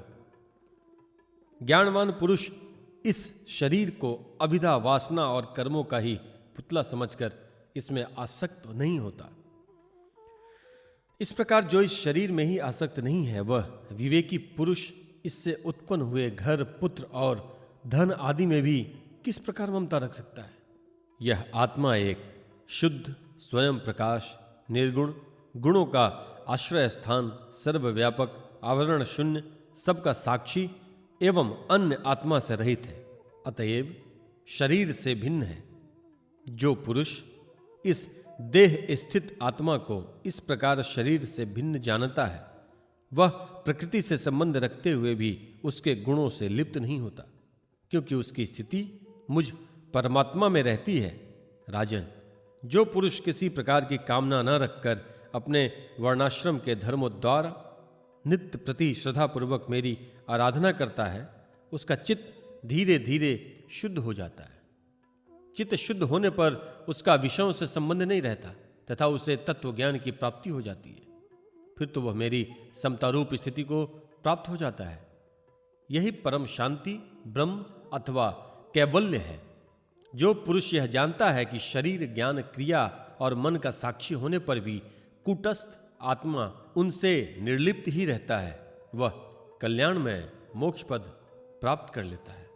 राजन, गुण प्रवाह रूप आवागमन तो भूत इंद्रिया, इंद्रियाभिमानी देवता और चिदाभास, इन सब की समष्टि रूप परिच्छिन्न लिंग शरीर का ही हुआ करता है। इसका सर्वसाक्षी आत्मा से कोई संबंध नहीं है। मुझ में दृढ़ अनुराग रखने वाले बुद्धिमान पुरुष संपत्ति और विपत्ति प्राप्त होने पर कभी हर्ष शोकादि विकारों के वशीभूत नहीं होते। इसलिए वीरवर, तुम उत्तम मध्यम और अधम पुरुषों में समान भाव रखकर सुख दुख को भी एक साथ समझो तथा मन और इंद्रियों को जीतकर मेरे ही द्वारा जुटाए हुए मंत्री आदि समस्त राजकीय पुरुषों की सहायता से संपूर्ण लोकों की रक्षा करो। राजा का कल्याण प्रजा पालन में ही है। इससे उसे परलोक में प्रजा के पुण्य का छठा भाग मिलता है। इसके विपरीत जो राजा प्रजा की रक्षा तो नहीं करता किंतु उससे कर वसूल करता है, उसका सारा पुण्य तो प्रजा छीन लेती है और बदले में उसे प्रजा के पाप का भागी होना पड़ता है। ऐसा विचार कर यदि तुम श्रेष्ठ ब्राह्मणों की सम्मति और पूर्व परंपरा से प्राप्त हुए धर्म को मुख्यतः अपना लो और उसी की आसक्त न होकर इस पृथ्वी का न्याय पूर्वक पालन करते रहो तो सब लोग तुमसे प्रेम करेंगे और कुछ ही दिनों में तुम्हें घर बैठे ही सनकादि सिद्धों के दर्शन होंगे। राजन, तुम्हारे गुणों ने और स्वभाव ने मुझको वश में कर लिया है, अतः तुम्हें जो इच्छा हो मुझसे वर मांग लो। उन क्षमा आदि गुणों से रहित यज्ञ, तप अथवा योग के द्वारा मुझको पाना सरल नहीं है। मैं तो उसी के हृदय में रहता हूं जिनके चित्त में समता रहती है। श्री मैत्रेय जी कहते हैं, विदुर जी, सर्वलोक गुरु श्री हरि के इस प्रकार कहने पर जगद्विजयी महाराज पृथु ने उनकी आज्ञा शिरोधार्य की। देवराज इंद्र अपने कर्म से लज्जित होकर उनके चरणों पर गिरना ही चाहते थे कि राजा ने उन्हें प्रेम पूर्वक हृदय से लगा लिया और मनोमालिन्य निकाल दिया। फिर महाराज पृथु ने विश्वात्मा भक्तवत्सल भगवान का पूजन किया और क्षण क्षण में उमड़ते हुए भक्तिभाव में निमग्न होकर प्रभु के चरण कमल पकड़ लिए। श्री हरि वहां से जाना चाहते थे किंतु पृथु के प्रति जो उनका वात्सल्य भाव था उसने उन्हें रोक लिया। वे अपने कमल दल के समान नेत्रों से उनकी ओर देखते ही रह गए, वहां से जा न सके। आदिराज महाराज पृथु भी नेत्रों में जल भर आने के कारण न तो भगवान का दर्शन ही कर सके और न तो कंठ गदगद हो जाने से कुछ बोल ही सके। उन्हें हृदय से आलिंगन कर पकड़े रहे और हाथ जोड़े ज्यों के त्यों खड़े रह गए। प्रभु अपने चरण कमलों से पृथ्वी को स्पर्श किए खड़े थे। उनका काराग्र भाग गरुड़ जी के ऊंचे कंधे पर रखा हुआ था। महाराज पृथु नेत्रों के आंसू पोंछकर अतृप्त दृष्टि से उनकी ओर देखते हुए इस प्रकार कहने लगे। महाराज पृथु बोले, मोक्षपति प्रभु, आप वर देने वाले ब्रह्मादि देवताओं को भी वर देने में समर्थ हैं। कोई भी बुद्धिमान पुरुष आपसे देहाभिमानियों के भोगने योग्य विषय को कैसे मांग सकता है? वे तो नार की जीवों को ही मिलते हैं। अतः मैं इन तुच्छ विषयों को आपसे नहीं मांगता। मुझे तो उस मोक्ष पद की इच्छा नहीं है जिसमें महापुरुषों के हृदय से उनके द्वारा, उनके मुख द्वारा निकला हुआ आपके चरण कमलों का मकरंद नहीं है, जहां आपकी कीर्ति कथा सुनने का सुख नहीं मिलता। इसलिए मेरी तो यही प्रार्थना है कि आप मुझे 10,000 कान दे दीजिए जिनसे मैं आपके लीला गुणों को सुनता ही रहूं। पूर्ण कीर्ति प्रभु, आपके चरण कमल मकरंद रूपी अमृत कणों को लेकर महापुरुषों के मुख से जो वायु निकलती है उसी में इतनी शक्ति होती है कि वह तत्व को भूले हुए हम कुयोगियों को पुनः तत्व ज्ञान करा देती है। अतएव हमें दूसरे वरों की कोई आवश्यकता नहीं है। उत्तम कीर्ति वाले प्रभु, सत्संग में आपके मंगल में सुयश को दैववश एक बार भी सुन लेने पर कोई पशु बुद्धि पुरुष भले ही तृप्त हो जाए, गुणग्राही उसे कैसे छोड़ सकता है? सब प्रकार के पुरुषार्थों की सिद्धि के लिए स्वयं लक्ष्मी जी भी आपके सुयश को सुनना चाहती हैं। अब लक्ष्मी जी के समान मैं भी अत्यंत उत्सुकता से आप सर्वगुणधाम पुरुषोत्तम की सेवा ही करना चाहता हूं, किंतु यह ऐसा न हो कि एक ही पति की सेवा प्राप्त करने की होड़ होने के कारण आपके चरणों में ही मन को एकाग्र करने वाले हम दोनों में कलह छिड़ जाए। जगदीश्वर, जगत जननी लक्ष्मी जी के हृदय में मेरे प्रति विरोध भाव होने की संभावना तो है ही, क्योंकि जिस आपके सेवा कार्य में उनका अनुराग है उसी के लिए मैं भी लालायित हूं। किंतु आप दीनों पर दया करते हैं, उनके तुच्छ कर्मों को भी बहुत करके मानते हैं, इसलिए मुझे आशा है कि हमारे झगड़े में भी आप मेरा ही पक्ष लेंगे। अब तो अपने स्वरूप में ही स्मरण करते हैं, आपको भला लक्ष्मी जी से भी क्या लेना है। इसी में निष्काम महात्मा ज्ञान हो जाने के बाद भी आपका भजन करते हैं। आप में माया के कार्य अहंकार आदि का सर्वथा अभाव है भगवान। मुझे तो आपके चरण कमलों का निरंतर चिंतन करने के सिवा सत्पुरुषों का कोई और प्रयोजन ही नहीं जान पड़ता। मैं भी बिना किसी इच्छा के आपका भजन करता हूं। आपने जो मुझसे कहा कि वर मांगो, सो आपकी इस वाणी को तो मैं संसार को मोह में डालने वाली ही मानता हूं। यही क्या, आपकी वेद रूपा वाणी ने भी तो जगत को बांध रखा है। यदि उस वेद वाणी रूप रस्सी से लोग बंधे न होते तो वे मोहवश सकाम कर्म क्यों करते। प्रभु, आपकी माया से ही मनुष्य अपने वास्तविक स्वरूप आपसे विमुख होकर अज्ञानवश अन्य स्त्री पुत्रादि की इच्छा करता है। फिर भी जिस प्रकार पिता पुत्र की प्रार्थना की अपेक्षा न रखकर अपने आप ही पुत्र का कल्याण करता है, उसी प्रकार आप भी हमारी इच्छा की अपेक्षा न करके हमारे हित के लिए स्वयं ही प्रयत्न करें। श्री मैत्रेय जी कहते हैं, आदिराज पृथु के इस प्रकार स्तुति करने पर सर्व साक्षी श्री हरि ने उनसे कहा, राजन, तुम्हारी मुझ में भक्ति हो, बड़े सौभाग्य की बात है कि तुम्हारा चित्त इस प्रकार मुझ में लगा हुआ है। ऐसा होने पर तो पुरुष सहज में ही मेरी उस माया को पार कर लेता है, जिसको छोड़ना या जिसके बंधन से छूटना अत्यंत कठिन है। अब तुम सावधानी से मेरी आज्ञा का पालन करते रहो। प्रजापालक नरेश, जो पुरुष मेरी आज्ञा का पालन करता है उसका सर्वत्र मंगल होता है। श्री मैत्रेय जी कहते हैं, विदुर जी, इस प्रकार भगवान ने राजर्षि पृथु के सागरभित वचनों का आदर किया। फिर पृथु उनकी पूजा की और प्रभु उन पर सब प्रकार की कृपा कर वहां से चलने को तैयार हुए। महाराजा पृथु ने वहां जो देवता, ऋषि, पितर, गंधर्व, सिद्ध, चारण, नाग, किन्नर, अप्सरा, मनुष्य और पक्षी आदि अनेक प्रकार के प्राणी एवं भगवान के पार्षद आए थे, उन सभी का भगवत बुद्धि से भक्तिपूर्वक वाणी और धन के द्वारा हाथ जोड़कर पूजन किया। इसके बाद वे सब अपने अपने स्थानों को चल दिए। भगवान अच्युत भी राजा पृथ्वी और उनके पुरोहितों का चित्त चुराते हुए अपने धाम को सिधारे। तदंतर अपना स्वरूप दिखाकर अंतर्ध्यान हुए। अव्यक्त स्वरूप देवाधिदेव भगवान को नमस्कार करके राजा पृथु भी अपनी राजधानी को चले गए। 21वां अध्याय, महाराज पृथु का अपनी प्रजा को उपदेश। श्री मैत्रेय जी कहते हैं, विदुर जी, उस समय महाराज पृथु का नगर सर्वत्र मोतियों की लड़ियों, फूलों की मालाओं, रंग बिरंगे वस्त्रों, सोने की दरवाजों और अत्यंत सुगंधित धूपों से सुशोभित था। उनकी गलियां, चौक, सड़कें चंदन और अरगजे के जल से सींच दी गई थी तथा उसे पुष्प, अक्षत, फल, यवांकुर, खील और दीपक आदि मांगलिक द्रव्यों से सजाया गया था। वह ठौर ठौर पर रखे हुए फूल के गुच्छों से युक्त केले के खंभे और सुपारी के पौधों से बड़ा ही मनोहर जान पड़ता था तथा सब ओर आम आदि वृक्षों के नवीन पत्तों की बंधनवारों से विभूषित था। जब महाराज ने नगर में प्रवेश किया तब दीपक, उपहार और अनेक प्रकार की मांगलिक सामग्री लिए हुए प्रजाजनों ने तथा मनोहर कुंडलों से सुशोभित सुंदरी कन्याओं ने उनकी आगवानी की। शंख और दुंदुभी आदि बाजे बजने लगे। ऋत्विज गण देव ध्वनि करने लगे। बंदी जनों ने स्तुति गान आरंभ कर दिया। यह सब देख और सुनकर भी उन्हें किसी प्रकार अहंकार नहीं हुआ।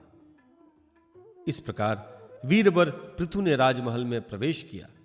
मार्ग में जहां तहां पुरवासी और देववासियों ने उनका अभिनंदन, परम यशस्वी महाराज ने भी उन्हें प्रसन्न पूर्वक अभिष्ट वर देकर संतुष्ट किया।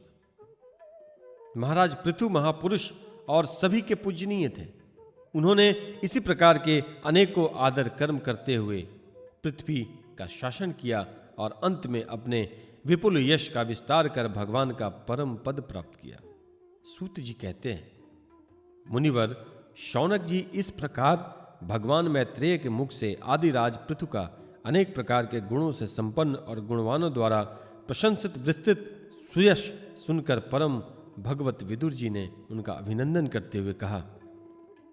विदुर जी बोले, ब्राह्मणों ने पृथु का अभिषेक किया, समस्त देवताओं ने उन्हें उपहार दिए। उन्होंने अपनी भुजाओं में वैष्णव तेज को धारण किया और उससे पृथ्वी का दोहन किया। उनके इस पराक्रम के उच्छिष्ट रूप विषय भोगों से ही आज भी संपूर्ण राजा और लोकपालों के सहित समस्त लोक इच्छानुसार जीवन निर्वाह करते हैं। भला ऐसा कौन समझदार होगा जो उनकी पवित्र कीर्ति सुनना न चाहेगा? अतः अभी आप मुझे उनके कुछ और भी पवित्र चरित्र सुनाइए। श्री मैत्रेय जी ने कहा, साधु श्रेष्ठ विदुर जी, महाराज पृथु गंगा और यमुना के मध्यमवर्ती देश में निवास कर अपने पुण्य कर्मों के यक्ष की इच्छा से प्रारब्धवश प्राप्त हुए भोगों को ही भोगते हैं। ब्राह्मण वंश और भगवान के संबंधी विष्णु भक्तों को छोड़कर उनका सातों द्वीपों के सभी पुरुषों पर अखंड एवं अबाध शासन था।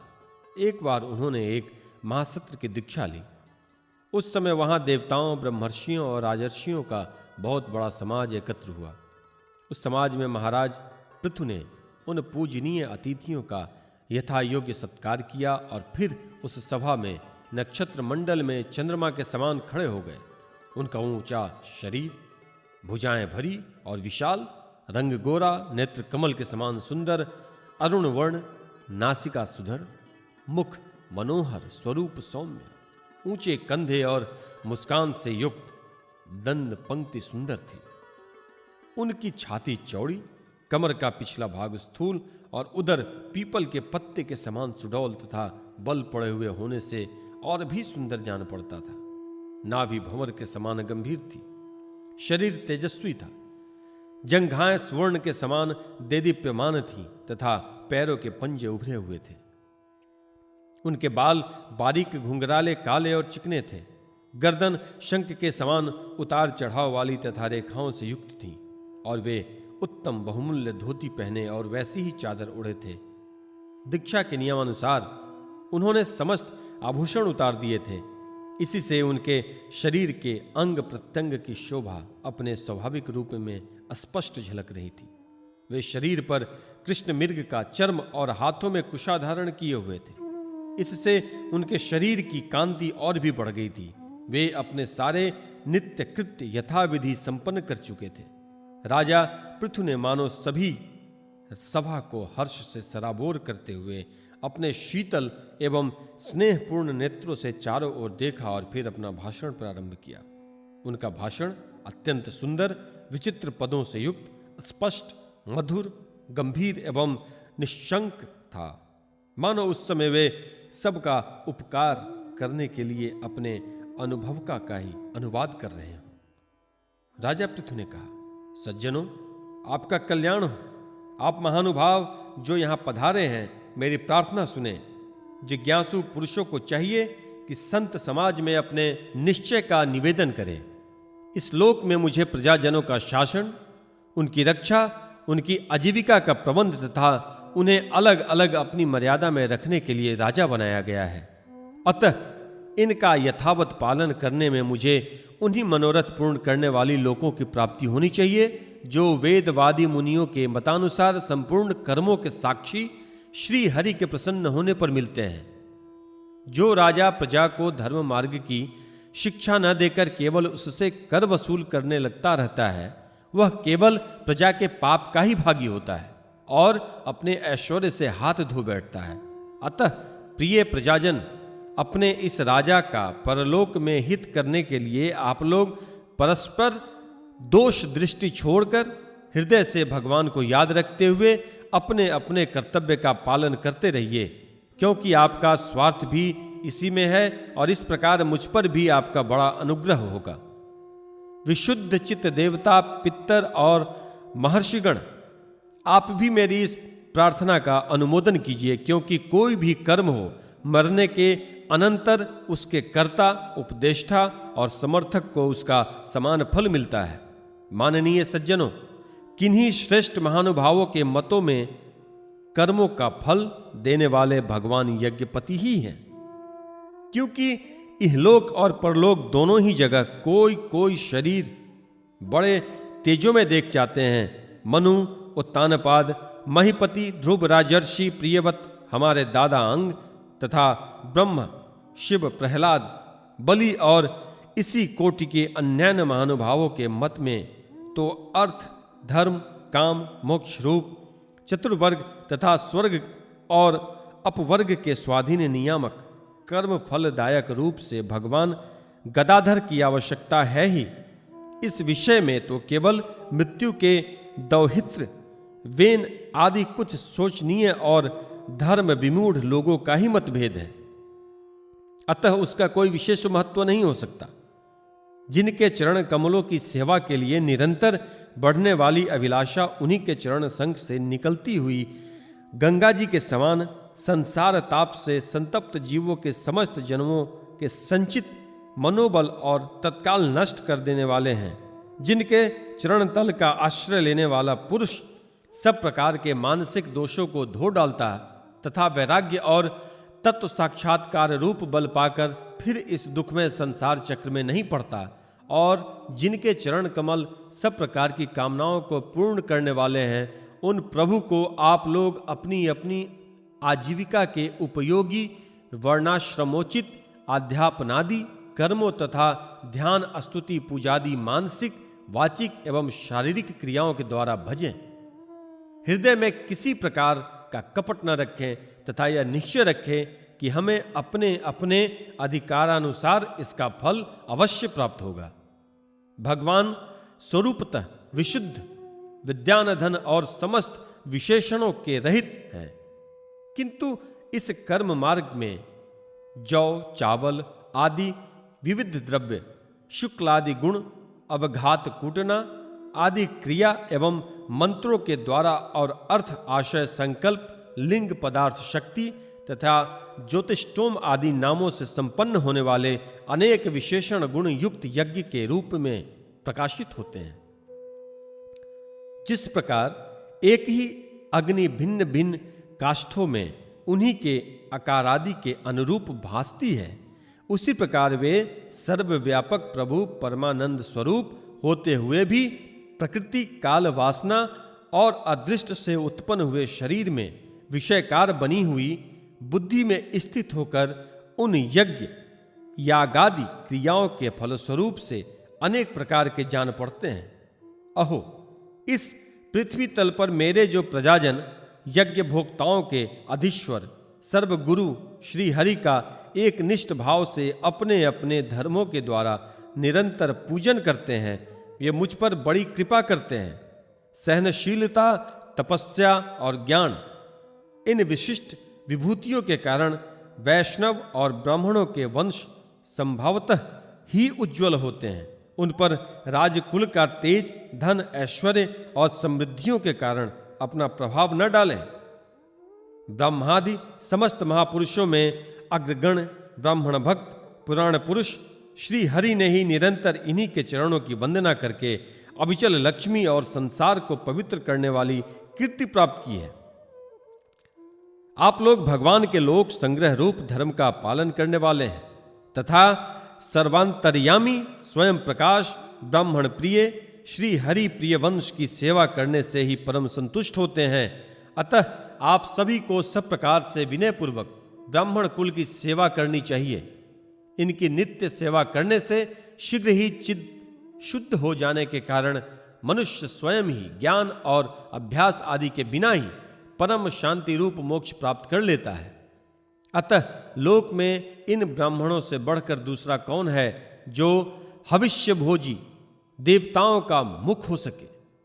उपनिषदों के ज्ञान परक वचन एकमात्र जिनके ही गतार्थ होते हैं, वे भगवान अनंत इंद्रादि यज्ञीय देवताओं के नाम से तत्वज्ञानियों द्वारा ब्राह्मणों के मुख से श्रद्धापूर्वक हवन किए हुए पदार्थ को जैसे चाव से ग्रहण करते हैं, वैसे चेतना शून्य अग्नि में होम हुए द्रव्य को नहीं ग्रहण करते। सभ्यगण, जिस प्रकार स्वच्छ दर्पण में प्रतिबिंब का भान होता है, उसी प्रकार जिससे इस संपूर्ण प्रपंचा का ठीक ठीक ज्ञान होता है, उस नित्य शुद्ध और सनातन ब्रह्म वेद को जो परामर्थ तत्व की उपलब्धि के लिए श्रद्धा, तप, मंगलमय आचरण, स्वाध्याय विरोधी वार्तालाप के त्याग तथा संयम और समाधि के अभ्यास द्वारा धारण करते हैं, उन ब्राह्मणों के चरण कमलों की धूलि को मैं आयुर्पर्यन अपने मुकुट पर धारण करूंगा, क्योंकि उसे सर्वदा सिर पर चढ़ाते रहने से मनुष्य के सारे पाप तत्काल नष्ट हो जाते हैं और संपूर्ण गुण उसकी सेवा करने लगते हैं। उस गुणवान, शील संपन्न, कृतज्ञ और गुरुजनों की सेवा करने वाले पुरुष के पास सारी संपदाएं अपने आप आ जाती हैं। अतः मेरी तो यही अभिलाषा है कि ब्राह्मण कुल, गोवंश और भक्तों के सहित श्री भगवान मुझ पर सदा प्रसन्न रहें। श्री मैत्रेय जी कहते हैं, महाराज, पृथु का यह भाषण सुनकर देवता, पितर और ब्राह्मण आदि सभी साधुजन बड़े प्रसन्न हुए और साधु साधु यो कहकर उसकी प्रशंसा करने लगे। उन्होंने कहा, पुत्र के द्वारा पिता पुण्य लोकों को प्राप्त कर लेता है, यह श्रुति यथार्थ है। पापी वेन ब्राह्मणों के शाप से मारा गया था, फिर भी इसके पुण्य बल से उसका नरक से निस्तार हो गया।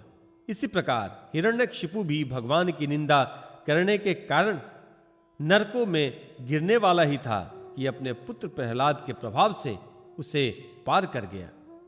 वीरवर पृथु जी, आप तो पृथ्वी के ही पिता हैं और सब लोकों के एकमात्र स्वामी श्री हरि में भी आपकी ऐसी अविचल भक्ति है, इसलिए आप अनंत वर्षों तक जीवित रहें। आपका सुयश बड़ा पवित्र है। आप उदारी कीर्ति ब्राह्मण देव श्री हरि की कथाओं का प्रचार करते हैं। हमारा बड़ा सौभाग्य है आज आपको अपने स्वामी के रूप में पाकर हम अपने को भगवान के ही राज्य में समझते हैं। स्वामिन, अपने आश्रितों को इस प्रकार का श्रेष्ठ उपदेश देना आपके लिए कोई आश्चर्य की बात नहीं है, क्योंकि अपनी प्रजा के ऊपर प्रेम रखना तो करुणा में महापुरुषों का स्वभाव ही होता है। हम लोग प्रारब्धवश विवेकहीन होकर संसाराम्य से भटक रहे हैं। सो प्रभु, आज आपने हमें इस अज्ञानानंधकार से पार पहुंचा दिया है। आप शुद्ध सत्वमय परम पुरुष हैं, जो ब्राह्मण जाति में प्रविष्ट होकर क्षत्रियों की और क्षत्रिय जाति में प्रविष्ट होकर ब्राह्मणों की तथा दोनों जातियों में प्रतिष्ठित होकर सारे जगत की रक्षा करते हैं। हमारा आपको नमस्कार है। 22वां अध्याय, महाराज पृथु को सनकादि का उपदेश। श्री मैत्रेय जी कहते हैं, जिस समय प्रजाजन परम पराक्रमी पृथ्वीपाल पृथु के इस प्रकार प्रार्थना कर रहे थे, उसी समय वहां सूर्य के समान तेजस्वी 4 मुनीश्वर आए।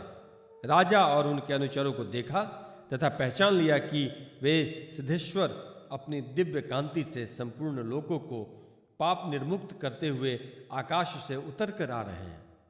राजा के प्राण सनकादिकों का दर्शन करते ही जैसे विषयी जीव विषयों की ओर दौड़ता है, उनकी ओर चल पड़े, मानो उन्हें रोकने के लिए ही वे अपने सदस्यों और अनुयायियों के साथ एकाएक उठकर खड़े हो गए।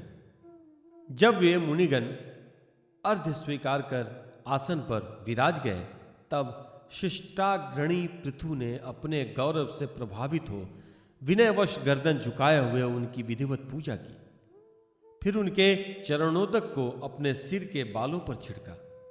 इस प्रकार शिष्ट जनोचित आचार का आदर तथा पालन करके उन्होंने यही दिखाया कि सभी सप्त पुरुषों को ऐसा व्यवहार करना चाहिए। सनकादि मुनीश्वर भगवान शंकर के भी अग्रज हैं। सोने के सिंहासन पर वे ऐसे सुशोभित हुए जैसे अपने अपने स्थानों पर अग्निदेव। महाराज पृथु ने बड़ी श्रद्धा और संयम के साथ प्रेम पूर्वक उनसे कहा। पृथु जी ने कहा, मंगल मूर्ति मुनीश्वरों, आपके दर्शन तो योगियों को भी दुर्लभ है। मुझसे ऐसा क्या पुण्य बना है जिसके स्वतः आपका दर्शन प्राप्त हुआ? जिन पर ब्राह्मण अथवा अनुचरों के सहित श्री शंकर या विष्णु भगवान प्रसन्न हो, उसके लिए इहलोक और परलोक में कौन सी वस्तु दुर्लभ है? इस दृश्य प्रपंच के कारण महत्वादि यद्यपि सर्वगत है, तो भी वे सर्वसाक्षी आत्मा को नहीं देख सकते। इसी प्रकार यद्यपि आप समस्त लोकों में विचरते रहते हैं, तो भी अनधिकारी लोग आपको देख नहीं पाते। जिनके घरों में आप जैसे पूज्य पुरुष अपने अनेक जल, तृण, पृथ्वी, गृह स्वामी अथवा सेवकादि किसी अन्य पदार्थ को स्वीकार कर लेते हैं, वे गृहस्थ धनहीन होने पर भी धन्य हैं। जिन घरों में कभी भगवत भक्तों के परम पवित्र चरणोदक के छींटे नहीं पड़े, वे सब प्रकार की रिद्धि सिद्धियों से भरे होने पर भी ऐसे वृक्षों के समान हैं कि जिन पर सांप रहते हैं। मुनीश्वरों, आपका स्वागत है। आप लोग तो बाल्यावस्था से ही मुमुक्षुओं के मार्ग का अनुसरण करते हुए एकाग्रचित्त से ब्रह्मचर्यादि महान व्रतों का बड़ी श्रद्धा पूर्वक आचरण कर रहे हैं। स्वामियों, हम लोग अपने कर्मों के वशीभूत होकर विपत्तियों के क्षेत्र रूप इस संसार में पड़े हुए केवल इंद्रिय संबंधी भोगों को ही परम पुरुषार्थ मान रहे हैं। सो क्या हमारे निस्तार का भी कोई उपाय है? आप लोगों से कुशल प्रश्न करना उचित नहीं है, क्योंकि आप निरंतर आत्मा में ही रमण करते हैं। आप में यह कुशल और यह अकुशल है, इस प्रकार की वृत्तियां कभी होती ही नहीं। आप संसार नल से संतप्त जीवों के परम सुहृद हैं। इसलिए आप में विश्वास करके मैं यह पूछना चाहता हूं कि इस संसार में मनुष्य का किस प्रकार सुगमता से कल्याण हो सकता है। यह निश्चय है कि जो आत्मवान धीर पुरुषों में आत्मा रूप से प्रकाशित होते हैं और उपासकों में हृदय में अपने स्वरूप को प्रकट करने वाले हैं, वे अजन्मा भगवान नारायण ही अपने भक्तों पर कृपा करने के लिए आप जैसे सिद्ध पुरुषों के रूप में इस पृथ्वी पर विचरा करते हैं। श्री मैत्रेय जी कहते हैं, राजा पृथु के ये युक्ति युक्त गंभीर परिमित और मधुर वचन सुनकर श्री संत कुमार जी बड़े प्रसन्न हुए और कुछ मुस्कुराते हुए कहने लगे। श्री संत कुमार जी ने कहा, महाराज, आपने सब कुछ जानते हुए भी समस्त प्राणियों के कल्याण की दृष्टि से बड़ी अच्छी बात पूछी है। सच है, साधु पुरुषों की बुद्धि ऐसी ही हुआ करती है। सप्त पुरुषों का समागम श्रोता और वक्ता दोनों को ही अभिमत होता है, क्योंकि उनके प्रश्नोत्तर सभी का कल्याण करते हैं। राजन, श्री मधुसूदन भगवान के चरण कमलों के गुणानुवाद में अवश्य ही आपकी अविचल प्रीति है। हर किसी को इसका प्राप्त होना बहुत कठिन है, और प्राप्त हो जाने पर यह हृदय के भीतर रहने वाले उस वासना रूप मल को सर्वथा नष्ट कर देती है, जो और किसी उपाय से जल्दी नहीं छूटता। शास्त्र जीवों के कल्याण के लिए भली भांति विचार करने वाले हैं। उनमें आत्मा से भिन्न देहादि के प्रति वैराग्य तथा अपने आत्मस्वरूप निर्गुण ब्रह्म के सुदृढ़ अनुराग होना, यही कल्याण का साधन निश्चित किया गया है। शास्त्रों का यह भी कहना है कि गुरु और शास्त्र के वचनों में विश्वास रखने से, भगवत धर्मों का आचरण करने से, तत्व जिज्ञासा से, ज्ञान योग की निष्ठा से, योगेश्वर श्री हरि की उपासना से, नित्य प्रति पूजनीय कीर्ति की श्री भगवान की पावन कथाओं को सुनने से, जो लोग धन और इंद्रियों के भोगों में ही रत और उनकी गोष्ठी में प्रेम न रखने से, उन्हें प्रिय लगने वाले पदार्थों का आसक्तिपूर्वक संग्रह न करने से, भगवत गुणामृत का पान करने के सिवा अन्य समय आत्मा में ही संतुष्ट रहते हुए एकांत सेवन में प्रेम रखने से, किसी भी जीव को कष्ट न देने से, निवृत्ति निष्ठा से, आत्महित का अनुसंधान करते रहने से, श्री हरि के पवित्र चरित्र रूप श्रेष्ठ अमृत का आस्वादन करने से, निष्काम भाव से, यम नियमों का पालन करने से, कभी किसी की निंदा न करने से, योगक्षेम के लिए प्रयत्न न करने से, शीतोष्णादि द्वंद्वों को सहन करने से, भक्त जनों के कानों को सुख देने वाले श्री हरि के गुणों का बार बार वर्णन करने से और बढ़ते हुए भक्ति भाव से मनुष्य का कार्य कारण रूप संपूर्ण जड़ प्रपंच वैराग्य हो जाता है और आत्मस्वरूप निर्गुण पर ब्रह्म में अनायास ही उनकी प्रीति हो जाती है। पर ब्रह्म में सुदृढ़ प्रीति हो जाने पर पुरुष सद्गुरु की शरण लेता है। फिर ज्ञान और वैराग्य के प्रबल वेग के कारण वासना शून्य हुए अपने अविद्यादि 5 प्रकार के क्लेशों से युक्त अहंकारात्मक अपने लिंग शरीर को वह उसी प्रकार भस्म कर देता है जैसे अग्नि लकड़ी से प्रकट होकर फिर उसी को जला डालती है। इस प्रकार लिंग देह का नाश हो जाने पर वह उसके कर्तृत्वादि सभी गुणों से मुक्त हो जाता है। फिर तो जैसे स्वप्नावस्था में तरह तरह के पदार्थ देखने पर भी उससे जग पड़ने लगते हैं, उसमें से कोई चीज दिखाई नहीं देती, उसी प्रकार वह पुरुष शरीर से बाहर दिखाई देने वाले घट पटादि और भीतर अनुभव होने वाले सुख दुख आदि को भी नहीं देखता। इस स्थिति के प्राप्त होने से पहले ये पदार्थ ही जीवात्मा और परमात्मा के बीच में रहकर उनका भेद कर रहे थे। जब तक अंतःकरण रूप उपाधि रहती है तभी तक पुरुष को जीवात्मा इंद्रियों के विषय और इन दोनों का संबंध कराने वाले अहंकार का अनुभव होता है। इसके बाद नहीं। ब्रह्म जगत में भी देखा जाता है कि जल दर्पण आदि निमित्तों के रहने पर ही अपने बिंब और प्रतिबिंब का भेद दिखाई देता है, अन्य समय नहीं। जो लोग विषय चिंतन में लगे रहते हैं उनकी इंद्रियां विषयों में फंस जाती हैं तथा मन को उन्हीं की ओर खींच ले जाती हैं। फिर तो जैसे जलाशय के तीर पर उगे हुए कुशादी अपनी जड़ों से उसका जल खींचते रहते हैं, उसी प्रकार वह इंद्रियासक्त मन बुद्धि की विचार शक्ति को क्रमशः हर लेता है। विचार शक्ति के नष्ट हो जाने पर पूर्वापर की स्मृति जाती रहती है और स्मृति का नाश हो जाने पर ज्ञान नहीं रहता। इस ज्ञान के नाश को ही पंडित जन अपने आप अपना नाश करना कहते हैं, जिसके उद्देश्य से अन्य सब पदार्थों में प्रियता का बोध होता है। उस आत्मा का अपने द्वारा ही नाश होने से जो स्वार्थ हानि होती है उससे बढ़कर लोक में जीव की और कोई हानि नहीं। धन और इंद्रियों के विषय का चिंतन करना मनुष्य के सभी पुरुषार्थों का नाश करने वाला है, क्योंकि इनकी चिंता से वह ज्ञान और विज्ञान से भ्रष्ट होकर वृक्षादि अस्थावर योनियों में जन्म पाता है।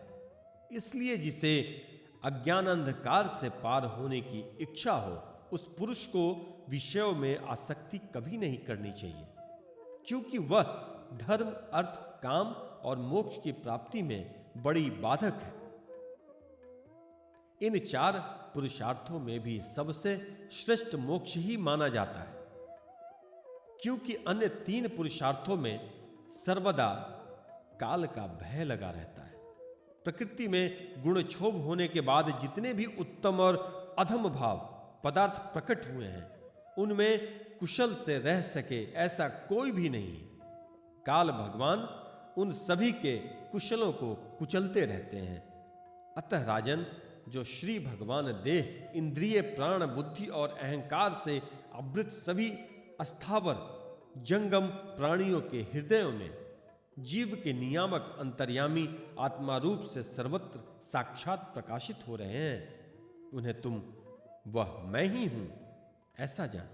जिस प्रकार माला का ज्ञान हो जाने पर उसमें सर्प बुद्धि नहीं रहती, उसी प्रकार विवेक होने पर जिसका कहीं पता नहीं लगता, ऐसा यह मायामय प्रपंच जिसमें कार्य कारण रूप से प्रतीत हो रहा है और जो स्वयं कर्म फल कलुषित प्रकृति से परे है, उस नित्य मुक्त निर्मल और ज्ञान स्वरूप परमात्मा को मैं प्राप्त हो रहा हूं। संत महात्मा जिनके चरण कमलों के अंगुली दल की छिटकती हुई छटा का स्मरण करके अहंकार रूप हृदय ग्रंथि को जो कर्मों से गठित है इस प्रकार छिन्न भिन्न कर डालते हैं कि समस्त इंद्रियों का प्रत्याहार करके अपने अन्य करण को निर्विषय करने वाले सन्यासी भी वैसा नहीं कर पाते। तुम उन सर्वाश्रय भगवान वासुदेव का भजन करो जो लोग मन और इंद्रिय रूप मगरों से भरे हुए इस संसार सागर को योगादि दुष्कर साधनों से पार करना चाहते हैं। उनका उस पार पहुंचना कठिन ही है, क्योंकि उन्हें कर्णधार रूप श्री हरि का आश्रय नहीं है। अतः तुम तो भगवान के आधारणीय चरण कमलों को नौका बनाकर अनायास ही इस दुस्तर समुद्र को पार कर लो। श्री मैत्रेय जी कहते हैं, विदुर जी, ब्रह्मा जी के पुत्र आत्मज्ञानी संत कुमार जी ने इस प्रकार आत्मतत्व का उपदेश पाकर महाराज पृथु ने उनकी बहुत प्रशंसा करते हुए कहा। राजा पृथु ने कहा, भगवान दीनदयाल श्री हरि ने मुझ पर पहले कृपा की थी, उसी को पूर्ण करने के लिए आप लोग पधारे हैं। आप लोग तो बड़े ही दयालु हैं। जिस कार्य के लिए आप लोग पधारे हैं उसे आप लोगों ने अच्छी तरह संपन्न कर दिया। अब इसके बदले में मैं आप लोगों को क्या दूं? मेरे पास तो शरीर और इसके साथ जो कुछ है वह सब महापुरुषों का ही प्रसाद है।